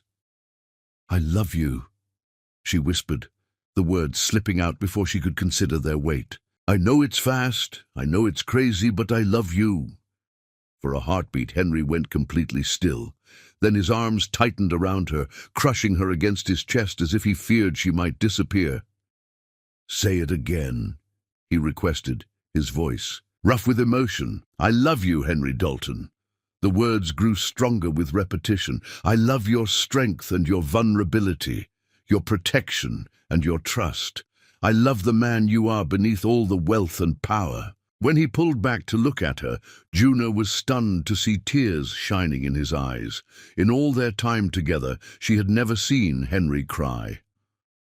I've been falling in love with you since the moment you walked into that bar, he confessed, his voice unsteady, fighting it every step of the way because I was terrified of feeling this much again. His thumb brushed her cheek. I love you, Juna. God help me. I love you more than I thought possible. The declaration broke something open. Between them, a final wall neither had realized still stood. Their lovemaking that night was unlike anything they'd shared before, tender yet passionate, each touch an affirmation of the feelings they'd finally voiced aloud. As snowflakes continued to fall beyond the windows, blanketing the world in pristine white, they lay tangled together before the dying fire. Henry's fingers traced idle patterns on her bare skin, his touch both reverent and possessive. What happens now? Juna asked softly, her head resting on his chest, the steady beat of his heart beneath her ear.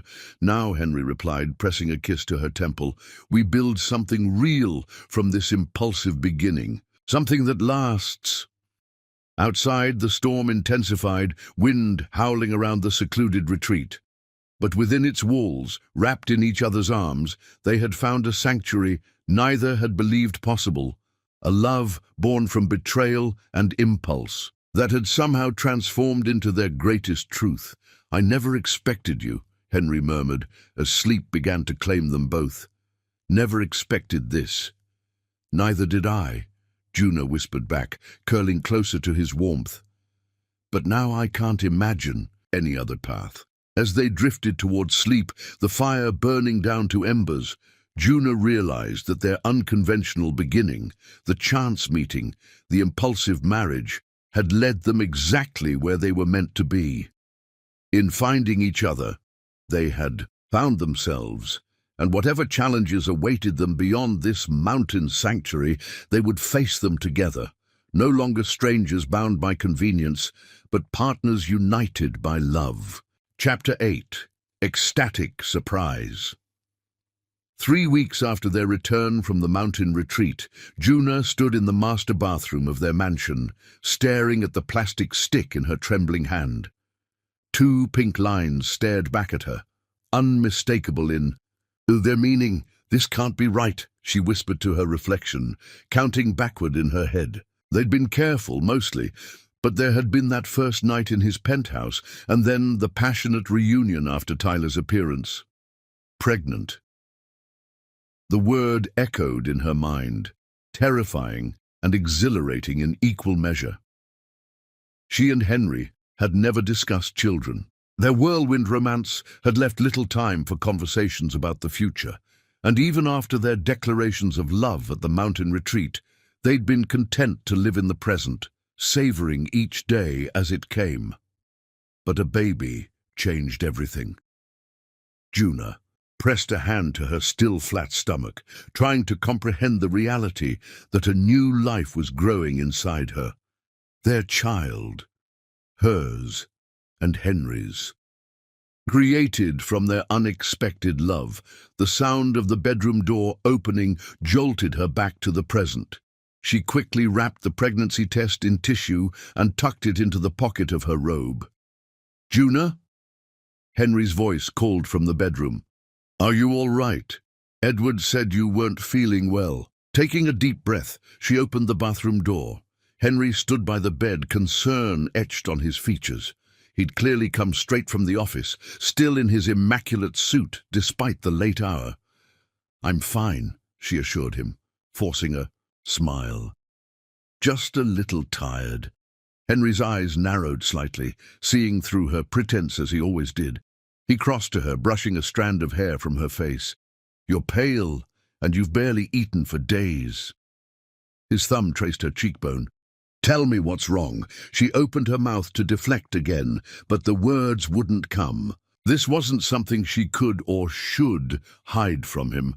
"I need to tell you something," she said instead, leading him to sit on the edge of their bed. "Something important." Alarm flashed across his face. "Are you unhappy? Is it something I've done?" "No, nothing like that." She took his hands in hers, drawing strength from their warmth.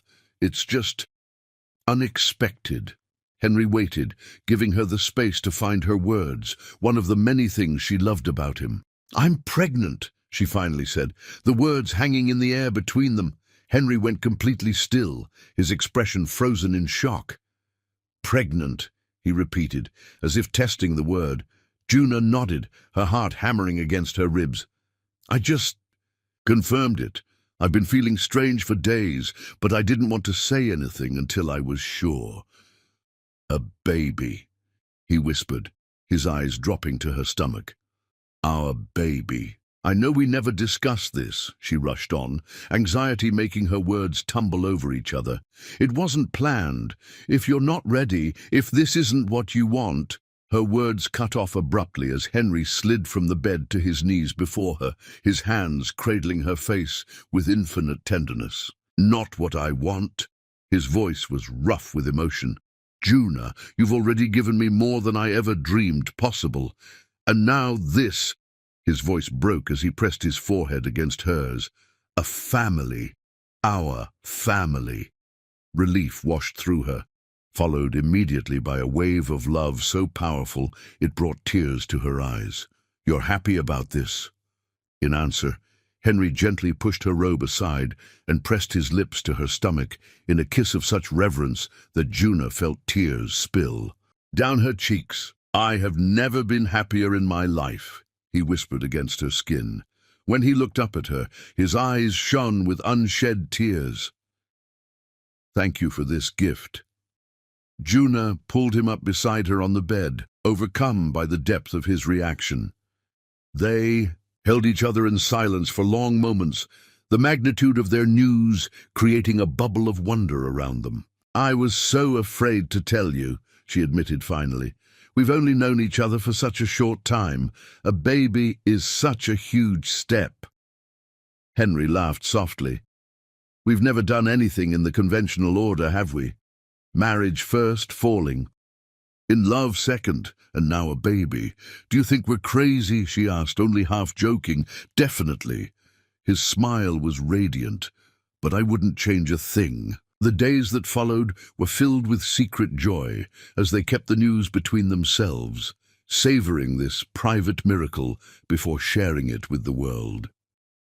Henry became even more attentive, if such a thing were possible, insisting on the finest in prenatal care, researching organic food options, and treating Juna with a tenderness that both touched and amused her. "I'm pregnant, not made of glass," she protested one evening when he insisted on carrying her up the stairs after a long day. "Humor." "Me," he replied, pressing a kiss to her temple.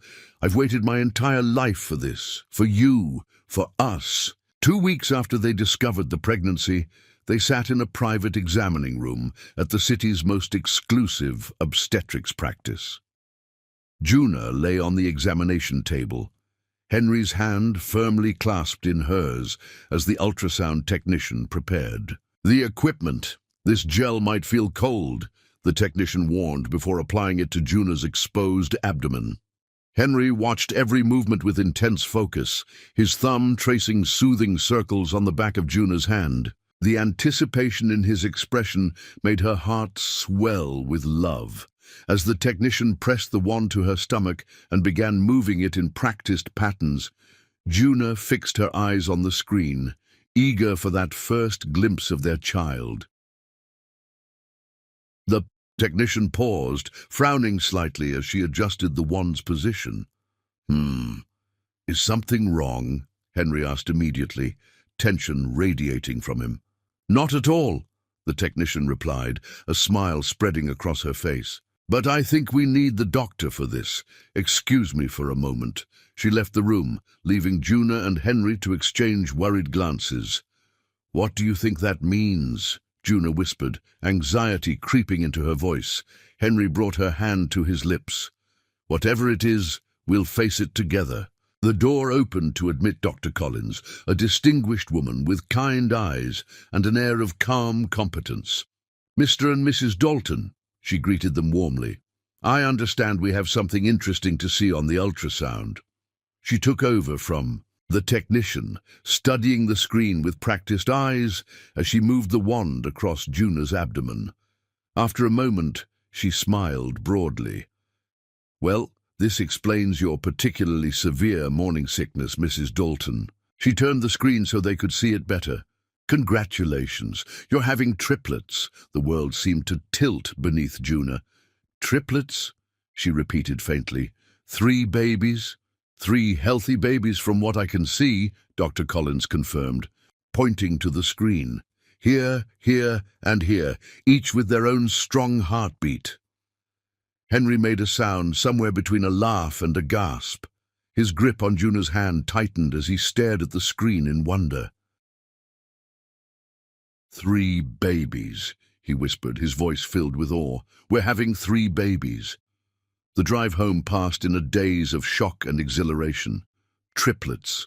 The word kept repeating in Juna's mind, impossible, yet thrillingly real. "Are you all right?" Henry asked as they entered the mansion, his arm protectively around her waist.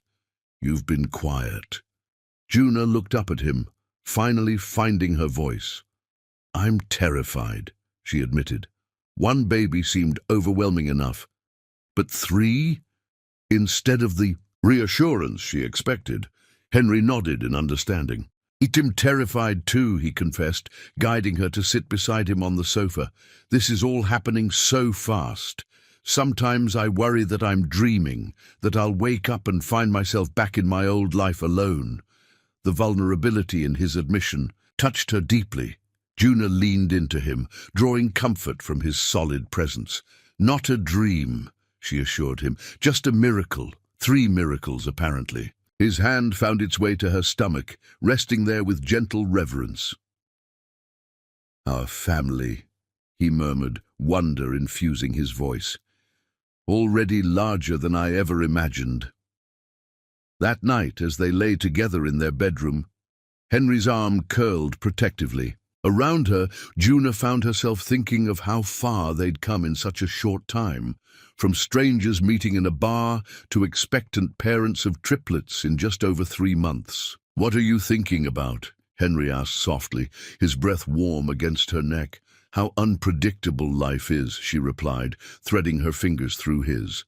"If Tyler hadn't betrayed me that night, if I hadn't chosen that particular bar to drown my sorrows, if I hadn't decided to have a drink alone instead of attending that charity gala," Henry added, completing the chain of coincidences that had brought them together. "Do you believe in fate?" Juna asked, turning in his arms to face him.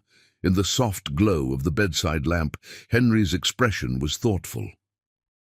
"I never did before," he admitted. "I believed in planning, in control, in making my own destiny." His hand caressed the gentle curve of her stomach. "But this, us, these babies, feels like something beyond my control, something meant to be, even though it's happening so fast, especially because it's happening so fast." His smile held a touch of wonder. "Some people search their entire lives for what we found in an instant. The weeks that followed brought Rapid changes as Juna's pregnancy progressed. Her body transformed more quickly than either of them expected, the triplets making their presence known in an unmistakable baby bump by the beginning of her second trimester. Henry insisted on converting an entire wing of the mansion into a nursery suite, consulting with the best designers who specialized in multiples. He attended every doctor's appointment, absorbing each piece of information with the same intensity he brought to his business dealings. One evening, Juna found him in the newly completed nursery, standing alone in the center of the room, staring at the 3 identical cribs arranged along one wall. "Henry," she called softly from the doorway, "are you okay?" He turned to her, his expression unusually vulnerable. "I was just thinking about my own father," he said, "about the kind of parent he was, distant, demanding, critical." His hands flexed at his sides. "I don't want to be that kind of father." Juna crossed to him, taking his hands in hers. "You won't be," she assured him. "You're nothing like him." "How can you be sure?" Doubt clouded his features. "The Dalton legacy isn't exactly filled with nurturing figures." "Because I know you," she said simply. "I've seen your heart, Henry. The way you love, fiercely, completely, protectively. That's the kind of father you'll be." His arms encircled her, drawing her as close as her growing belly would allow. "How did I ever deserve you?" he whispered against her hair. "By being exactly who you are," she replied, rising on tiptoes to kiss him softly. "The man I love." The weeks passed in a whirlwind of preparations and prenatal appointments. Their high-risk pregnancy specialist, Dr. Collins, monitored the triplets' development with vigilant care, explaining each milestone as 3 distinct heartbeats pulsed through the ultrasound speakers. At their 20-week anatomy scan, they watched in awe as Dr. Collins carefully examined each baby, confirming their development was on track, despite the challenges of a multiple pregnancy. "Would you like to know the sexes?" Dr. Collins asked, her experienced hands moving the ultrasound wand with precision. They exchanged a glance and nodded in unison. "Well, baby A is definitely a boy," she announced, pointing to the screen. "And baby B is also a boy." She moved the wand to focus on the 3rd child. "And baby C is a girl. Congratulations, you have 2 sons and a daughter." Henry emerged from the appointment looking dazed with happiness. "A daughter," he kept saying as they drove home, the word filled with wonder. "I'm going to have a daughter." Juna watched him with amusement. "And 2 sons," she reminded him gently. "Yes, of course." He grinned, slightly sheepish. "The boys will be amazing, but a little girl. She'll be as beautiful as her mother." That night, Henry received a call that caused him to abruptly leave their evening routine. His expression had transformed instantly from relaxed to alert, the business mask sliding into place as he answered his phone with a clipped "Dalton." After disappearing into his study for over an hour, he finally returned to their bedroom.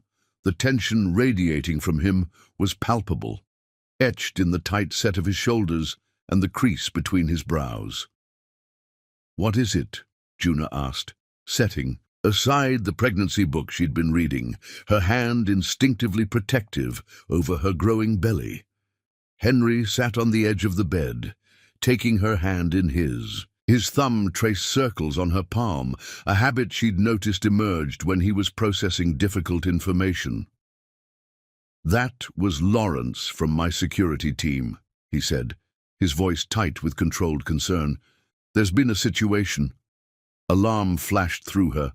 "What kind of situation?" "Nothing for you to worry about," he assured her quickly, but the shadow in his eyes betrayed him.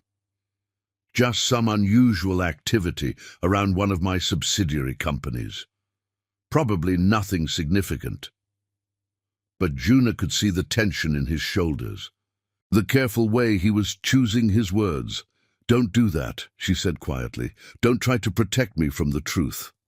Henry sighed, running a hand through his hair. "You're right. I'm sorry." He met her eyes directly. There have been some coordinated attempts to access sensitive financial information. My team believes someone may be gathering intelligence for a hostile move against Dalton Industries. Your brother? She guessed, remembering the story Henry had told her in the mountain retreat. Possibly. James has been quiet for years, but this has his signature. Henry's jaw tightened. He always did have excellent timing. What does that mean? It means that with you pregnant with triplets, I'm more vulnerable than I've ever been. He placed his hand on her rounded belly, his touch gentle despite the steel in his voice. James knows that attacking now, when my focus is divided, gives him an advantage. Concern tightened around Juna's heart. What are you going to do? Whatever it takes to protect what matters. Henry's expression softened as he looked at her.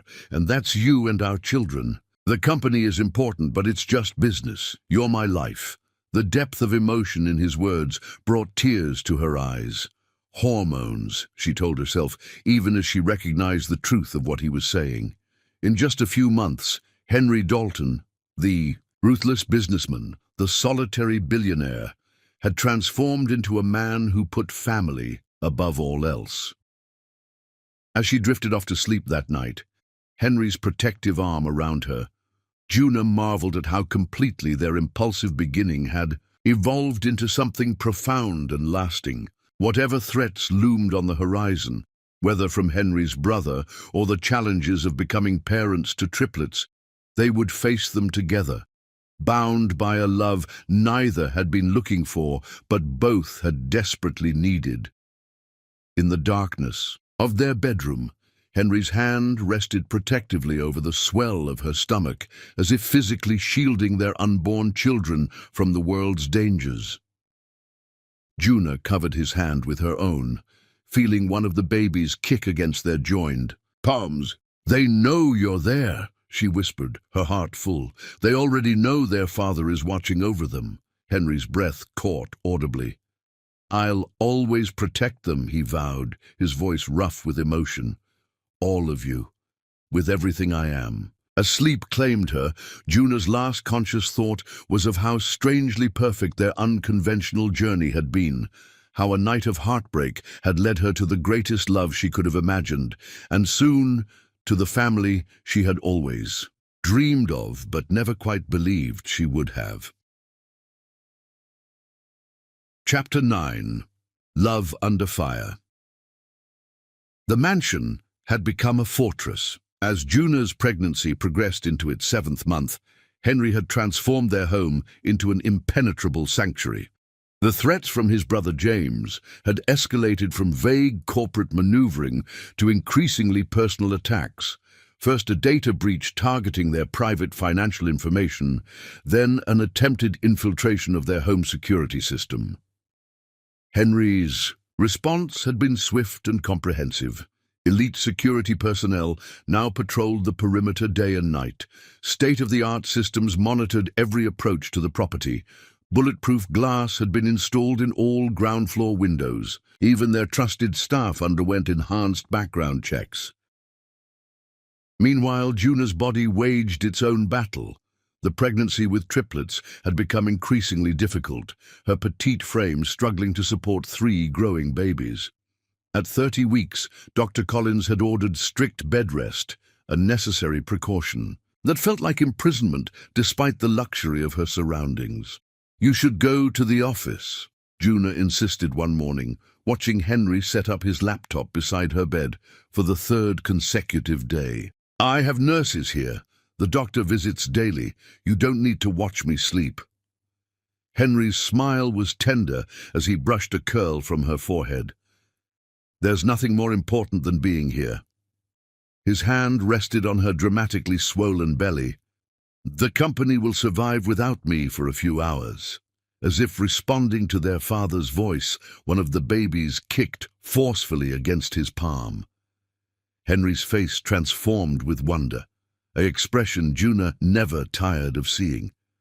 Besides, he added, Edwards is bringing the contracts that need my immediate attention. Everything else can wait. Juna sighed, relenting. In truth, she was grateful for his presence. The enormous bed felt less like a prison with Henry beside her, his strong hands massaging her aching back, his voice reading aloud when her eyes grew too tired for books. Dr. Collins had been clear during yesterday's examination. These babies could come any day now. 32 weeks with triplets is considered full term. The nursery was ready, a marvel of organization with 3 of everything, arranged with military precision. 3 Moses baskets, 3 cribs with identical mobiles, 3 dressers filled with tiny clothes organized by size. The hospital bags were packed. The staff was prepared. All they needed now were the babies themselves. That evening, Henry reluctantly agreed to attend an emergency board meeting that couldn't be rescheduled.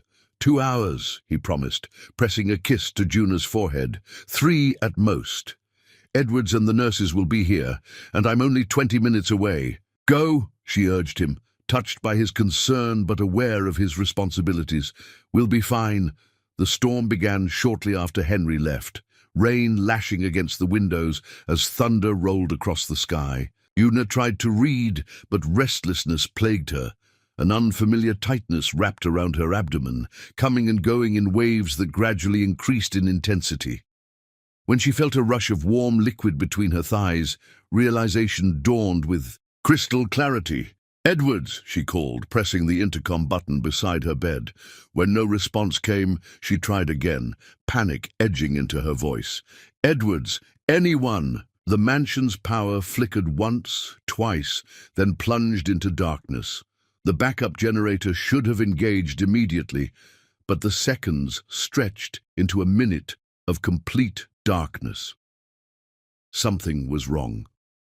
Fumbling for her phone on the nightstand, Juna dialed Henry's number. The call failed to connect. She tried again with the same result, her anxiety mounting as another contraction gripped her, stronger than before. A flash of lightning illuminated the bedroom, followed by a deafening crack of thunder that seemed to shake the very foundations of the house. In that brief illumination, Juna glimpsed a figure in the doorway. "Who's there?" she called, fear sharpening her voice. "Edwards?" Not quite. The unfamiliar male voice sent ice through her veins. But family nonetheless. The emergency lights finally flickered on, casting the room in an eerie glow that revealed a man in his early 50s, expensively dressed, with eyes that matched Henry's in color, but lacked their warmth. "James!" she breathed, recognizing Henry's brother from photos she'd seen. His smile was cold as he approached the bed. "And you must be Juna, my brother's impulsive bride, the woman who's given him what I couldn't take away." His gaze dropped to her pregnant belly. The Dalton heirs. Another contraction seized her, and Juna couldn't suppress a gasp of pain. James watched with detached interest. "Inconvenient timing," he observed, "though perhaps convenient for me." "What have you done with my staff? With Edwards?" Juna demanded, trying to keep her voice steady. "Your security system had an unfortunate malfunction. The backup generators have been disabled and the emergency protocols overridden." His tone was casual, as if discussing nothing more consequential than the weather. "Your staff are secured in the East Wing. Quite safe, I assure you. I'm not a monster." His smile suggested otherwise. "I merely disabled communication systems and sealed the panic room remotely, a simple demonstration of the vulnerabilities in Henry's fortress." Juna's mind raced, calculating options while measuring the increasing frequency of her contractions. The emergency phone by her bed would be useless without power. Her personal phone was charging across the room, too far to reach without James noticing. "What do you want?" she asked, using the conversation to mask another contraction. "Originally, to deliver a message to Henry about his continued vulnerabilities." James adjusted his cufflinks with meticulous precision. "My brother believes himself invincible, especially now that he has his precious family. I merely intended to remind him that everything he values remains within my reach." His gaze traveled to her swollen belly and his smile widened. Now, it seems fate has handed me a more dramatic scenario than I had planned. Another contraction gripped Juna, this one strong enough to make her cry out. James checked his watch with exaggerated casualness. Henry should be discovering right about now that the emergency board meeting was fabricated. By the time he makes it back through this storm. He trailed off meaningfully. Understanding dawned with horrifying clarity. These babies aren't waiting, Juna said, her voice surprisingly steady despite her fear. They're coming now. For the first time, uncertainty flickered across James's aristocratic features. Surely you're exaggerating. In answer, Juna's body was seized by another contraction, more powerful than the last. When it passed, she fixed James with a steady gaze. You have two choices, she said, summoning every ounce of strength. Leave now and hope Henry shows mercy when he finds you, or help me deliver your brother's children. Something shifted in James's expression, surprise perhaps at her composure in the face of crisis. Before he could respond, the sound of shattering glass echoed from downstairs, followed by shouting. James! Henry's voice roared through the mansion, rage and fear, evident in every syllable. If you've touched her, relief flooded Juna as hurried footsteps pounded up the stairs. James stepped back from the bed, his momentary vulnerability replaced by a practiced mask of indifference. Henry burst through the doorway, rain-soaked and wild-eyed, flanked by security personnel. When he saw Juna on the bed, visibly in labor, and James standing nearby, his expression transformed into something terrifying. Henry! Juna called, stopping him before he could launch himself at his brother. The babies, they're coming! Now! Those words instantly recalibrated Henry's priorities. With a curt nod to security, deal with him. He was at Juna's side, his touch infinitely gentle despite the fury still evident in his eyes. Ambulance? He asked tersely. No time, she gasped as another contraction seized her. They're coming. Too fast. What followed was a blur of activity as the mansion's emergency protocol engaged. The trapped staff were freed. The on-call obstetrician was contacted via video call. Emergency medical supplies were gathered. Through it all, Henry remained Juna's rock, holding her hand, wiping her brow, whispering words of encouragement as she labored to bring their children into the world. I see the head, the nurse announced. One more push, Mrs. Dalton. With Henry supporting her, Juna gave a final, exhaustive push. The room filled with the indignant wail of their firstborn son. He's perfect, Henry whispered, tears streaming unashamedly down his face as the nurse placed the squalling infant briefly against Juna's chest before whisking him away for urgent care. 20 minutes later, their second son arrived, smaller than his brother, but with a surprisingly robust cry. And finally, after another agonizing half-hour, their daughter entered the world in silence that terrified her parents until, with skilled intervention from the nurse, she let out a tiny, determined cry. When the medical helicopter finally arrived, to transport the premature triplets to the neonatal intensive care unit, Henry faced an impossible choice: stay with Juna or accompany their fragile newborns. Go with them, Juna insisted, exhausted but stable. I'll follow as soon as I can. Be moved. They need you more than I do right now. The look Henry gave her contained every emotion words could never express: gratitude, love, admiration, and a promise.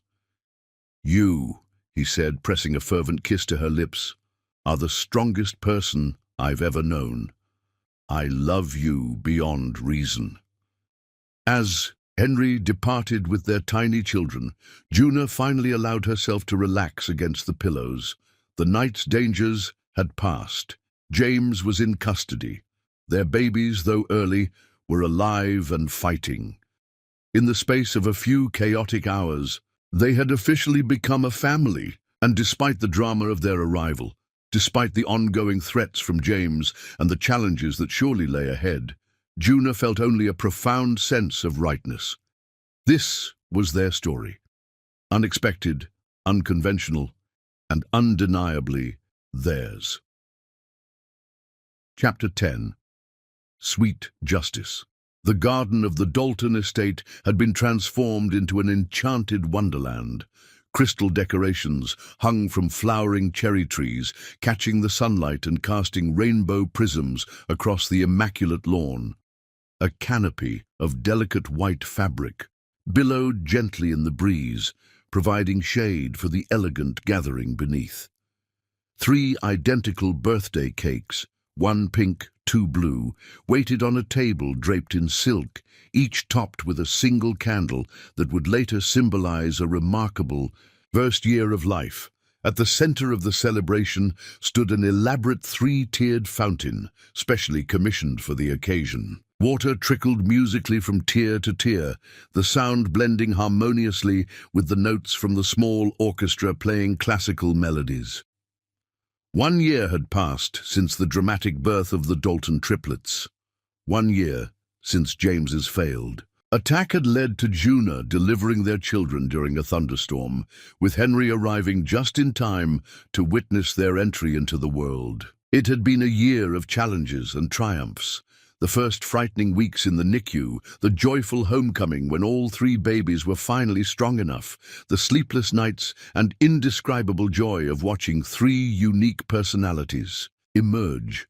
Today, they celebrated not just the first birthday of Alexander, Elijah, and Amara, but the miracle of their family's extraordinary journey. Juna stood at the edge of the garden, watching Henry kneel in the grass with their children. Though only a year old, the triplets already displayed distinct personalities that amazed everyone who met them. Alexander, the firstborn and strongest of the 3, had recently mastered pulling himself up on furniture and was now determinedly rocking on his hands and knees, preparing for his first crawl toward a colorful ball just beyond his reach. His robust health had been a blessing after those tense first weeks in the NICU. Elijah, smaller and more contemplative than his brother, sat contentedly beside their father, his tiny fingers examining a dandelion with the intense focus that so mirrored Henry's analytical mind.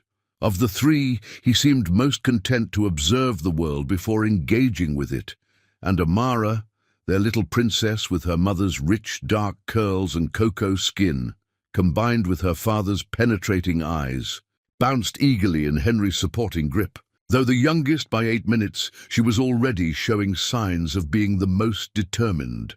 Her tiny fingers gripping Henry's as she practiced the standing position she wasn't quite ready for but insisted on attempting. "They're absolutely perfect," Margaret Whitfield said, appearing at Juna's side.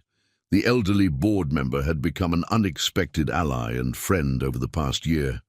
"Henry looks like a different man when he's with them." It was true. The stern, controlled businessman the world knew disappeared completely when he was with his children. In his place was a devoted father who could spend hours on the nursery floor, who sang lullabies with surprising skill, who photographed every milestone with religious dedication. "If someone had told me a year and a half ago that I'd be here like this," Juna said softly, "I would have called them insane." Margaret's laugh was warm. "The best love stories always seem improbable until they happen to you." The party swelled with guests, business associates, friends, and the select staff, who had become like family. Edwards, who had suffered a concussion defending the nursery during James's attack, now proudly showed off the triplets' photographs to anyone who would listen. Henry's brother remained in custody awaiting trial, his financial empire dismantled, his reputation destroyed. The night of the triplets' birth had sealed his fate. Attacking a pregnant woman had alienated even his most loyal supporters. As the celebration reached its peak, Henry approached Juna, slipping his arm around her waist with the easy intimacy they'd developed. "Happy," he murmured against her ear. She leaned into him, savoring his strength completely. "There's something I want to give you," he said, leading her to a quiet corner of the garden. From his pocket, he withdrew a small velvet box. A proper proposal this time. Juna's breath caught as he opened the box to reveal an exquisite diamond ring, far more personal than the hasty band they'd selected at the courthouse all those months ago. "Juna married Dalton," Henry said, his voice roughened with emotion. "When? I asked you to marry me in that hotel bar. I was a broken man seeking escape. I had no idea I was actually finding my salvation." He took her hand, his thumb caressing her wrist where her pulse raced. "This past year has given me everything I never knew I wanted. A partner, a family, a love I never thought possible." Tears welled in Juna's eyes as he continued. "I'm asking you properly now, with full knowledge of what I'm requesting. Will you continue this journey with me? Will you renew our vows before our friends and family, with our children as witnesses? To a commitment made with eyes wide open this time?" "Yes," she whispered, unable to keep the tears from spilling over. 1,000 times, yes. As Henry slipped the ring onto her finger alongside her original wedding band, applause erupted around them. They turned to find their guests gathered, glasses raised in celebration of their impromptu engagement. The orchestra transitioned to a romantic waltz, and Henry led Juna to the center of the garden, drawing her into his arms for a dance that felt both like their first and like coming home. As they moved together beneath the summer sky, a commotion at the garden entrance caught Juna's attention. Her steps faltered as she recognized the two people being reluctantly admitted by security, Tyler and Olivia. They looked strange together. Tyler in an ill-fitting suit that had once been tailored to his frame, Olivia in a dress that tried too hard to impress. Their relationship had clearly weathered poorly. They stood with noticeable distance between them, unified only in their apparent discomfort. Henry felt Juna tense in his arms and followed her gaze. His expression hardened instantly. "They weren't invited," he said, his voice dangerously soft. "Say the word and they'll be removed." Juna considered it for a moment, then shook her head. "No, let them stay." "You're sure?" She smiled up at him, a smile filled with confidence that would have been unimaginable to the broken woman he'd met that rainy night. "Absolutely sure. In fact, I think it's perfect." As the dance ended, Juna took Henry's hand and approached the unwelcome guests. Conversations quieted around them, guests sensing the drama unfolding. Tyler, Olivia. Juna's voice was calm, almost pleasant. "This is a surprise." Tyler shifted uncomfortably. "Juna, you look different." Indeed she did. Gone was the insecure young woman they had betrayed. In her place stood the confident Mrs. Dalton, radiant with happiness and the quiet power that came from being truly loved. "Marriage and motherhood. Agree with me," she replied simply. Olivia's gaze darted between Juna and Henry, lingering on their entwined hands, on the new diamond that caught the sunlight. "We heard about your situation," she said, her attempt at nonchalance falling flat. "Triple birth, very unusual." "Our children are over there," Henry said, gesturing to where the nanny and Margaret were minding the triplets. "Our sons, Alexander and Elijah, and our daughter, Amara." Tyler's expression was unreadable as he observed the 3 beautiful infants, each bearing unmistakable Dalton features. "Congratulations," he managed finally. "They're impressive." An awkward silence fell, broken when Olivia blurted, "Tyler lost his position at the firm. The merger with Dalton Industries meant downsizing and, well, understanding dawned on Juna. They hadn't come to celebrate.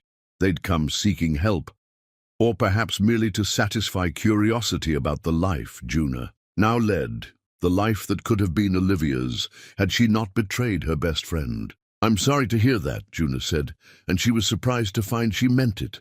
The wound they'd inflicted had led her to Henry, to this life, to these children. How could she remain bitter? Perhaps, Henry suggested, his voice neutral but his eyes sharp, you'd like to enjoy some refreshments before you leave? The dismissal was polite, but unmistakable. Tyler opened his mouth as if to protest, but Olivia touched his arm, shaking her head slightly. "Thank you," she said stiffly. "We won't stay long." As they moved away toward the buffet, Henry turned to Juna, concern evident in his eyes. "Are you all right? I should have had security remove them immediately." She placed her hand on his chest, feeling his heart beating strong and steady beneath her palm. "I'm perfectly all right," she assured him, genuine warmth in her eyes. "Seeing them now is like looking at strangers from another lifetime. There's nothing there anymore, no pain, no anger, just nothing." The realization was liberating. The wound that had once seemed unbearable had healed so completely it had barely left a scar. Henry's arms encircled her waist, drawing her against him. His protective instincts had only grown stronger since the birth of their children, yet he'd learned to trust her strength as well. "They're watching us, you know," he murmured against her ear, his breath warm against her skin. "Probably wondering how they could have been so foolish." "Then let's give them something to really regret," Juna replied, with a mischievous smile, rising on tiptoes to capture his lips in a kiss that spoke volumes about the passion they still shared after everything they'd been through. When they parted, she glanced over to see Tyler and Olivia watching them, twin expressions of loss and regret evident on their faces. For a moment, Juna felt a flicker of sympathy. They would never know this kind of love, this bone-deep connection that had transformed her life. The moment was broken by a cry from Amara, who had spotted her parents and was reaching for them imperiously. Henry laughed and crossed to their daughter, scooping her into his arms with practiced ease, while Juna gathered the boys. As the staff began preparing for the cake-cutting ceremony, Juna noticed Tyler and Olivia slipping away through the garden gate. Their departure, as unremarked as their arrival, had been unwelcome. "They're gone," she told Henry, as they settled the triplets into their special chairs. "Good," he replied simply. Then, studying her face, "No regrets?" Juna looked around at the life they had built together. Their beautiful children, their home filled with love, the happiness that radiated from Henry's once guarded eyes. "Not a single one," she assured him, her heart full to bursting. "Everything that happened led us here, to this moment. How could I regret any of it?" As the guests gathered to sing happy birthday, Henry stood behind Juna, his arms encircling her and their children in a protective embrace that spoke of a love both fierce and tender. "I love you," he whispered against her hair, "beyond reason, beyond measure." "And I love you," she replied, leaning back against his strength, "my stranger, my husband, my heart." Later, as the evening settled into golden twilight and the last guests departed, Henry and Juna walked through their garden, the sleeping triplets safely tucked away in their nursery. They paused beneath the white gazebo where they had danced. Earlier, Henry pulling Juna into his arms for a kiss that still made her heart race after all they'd shared. "Quite a journey we've had, Mrs. Dalton," he murmured against her lips. "And quite a journey ahead," she replied, her fingers threading through his hair.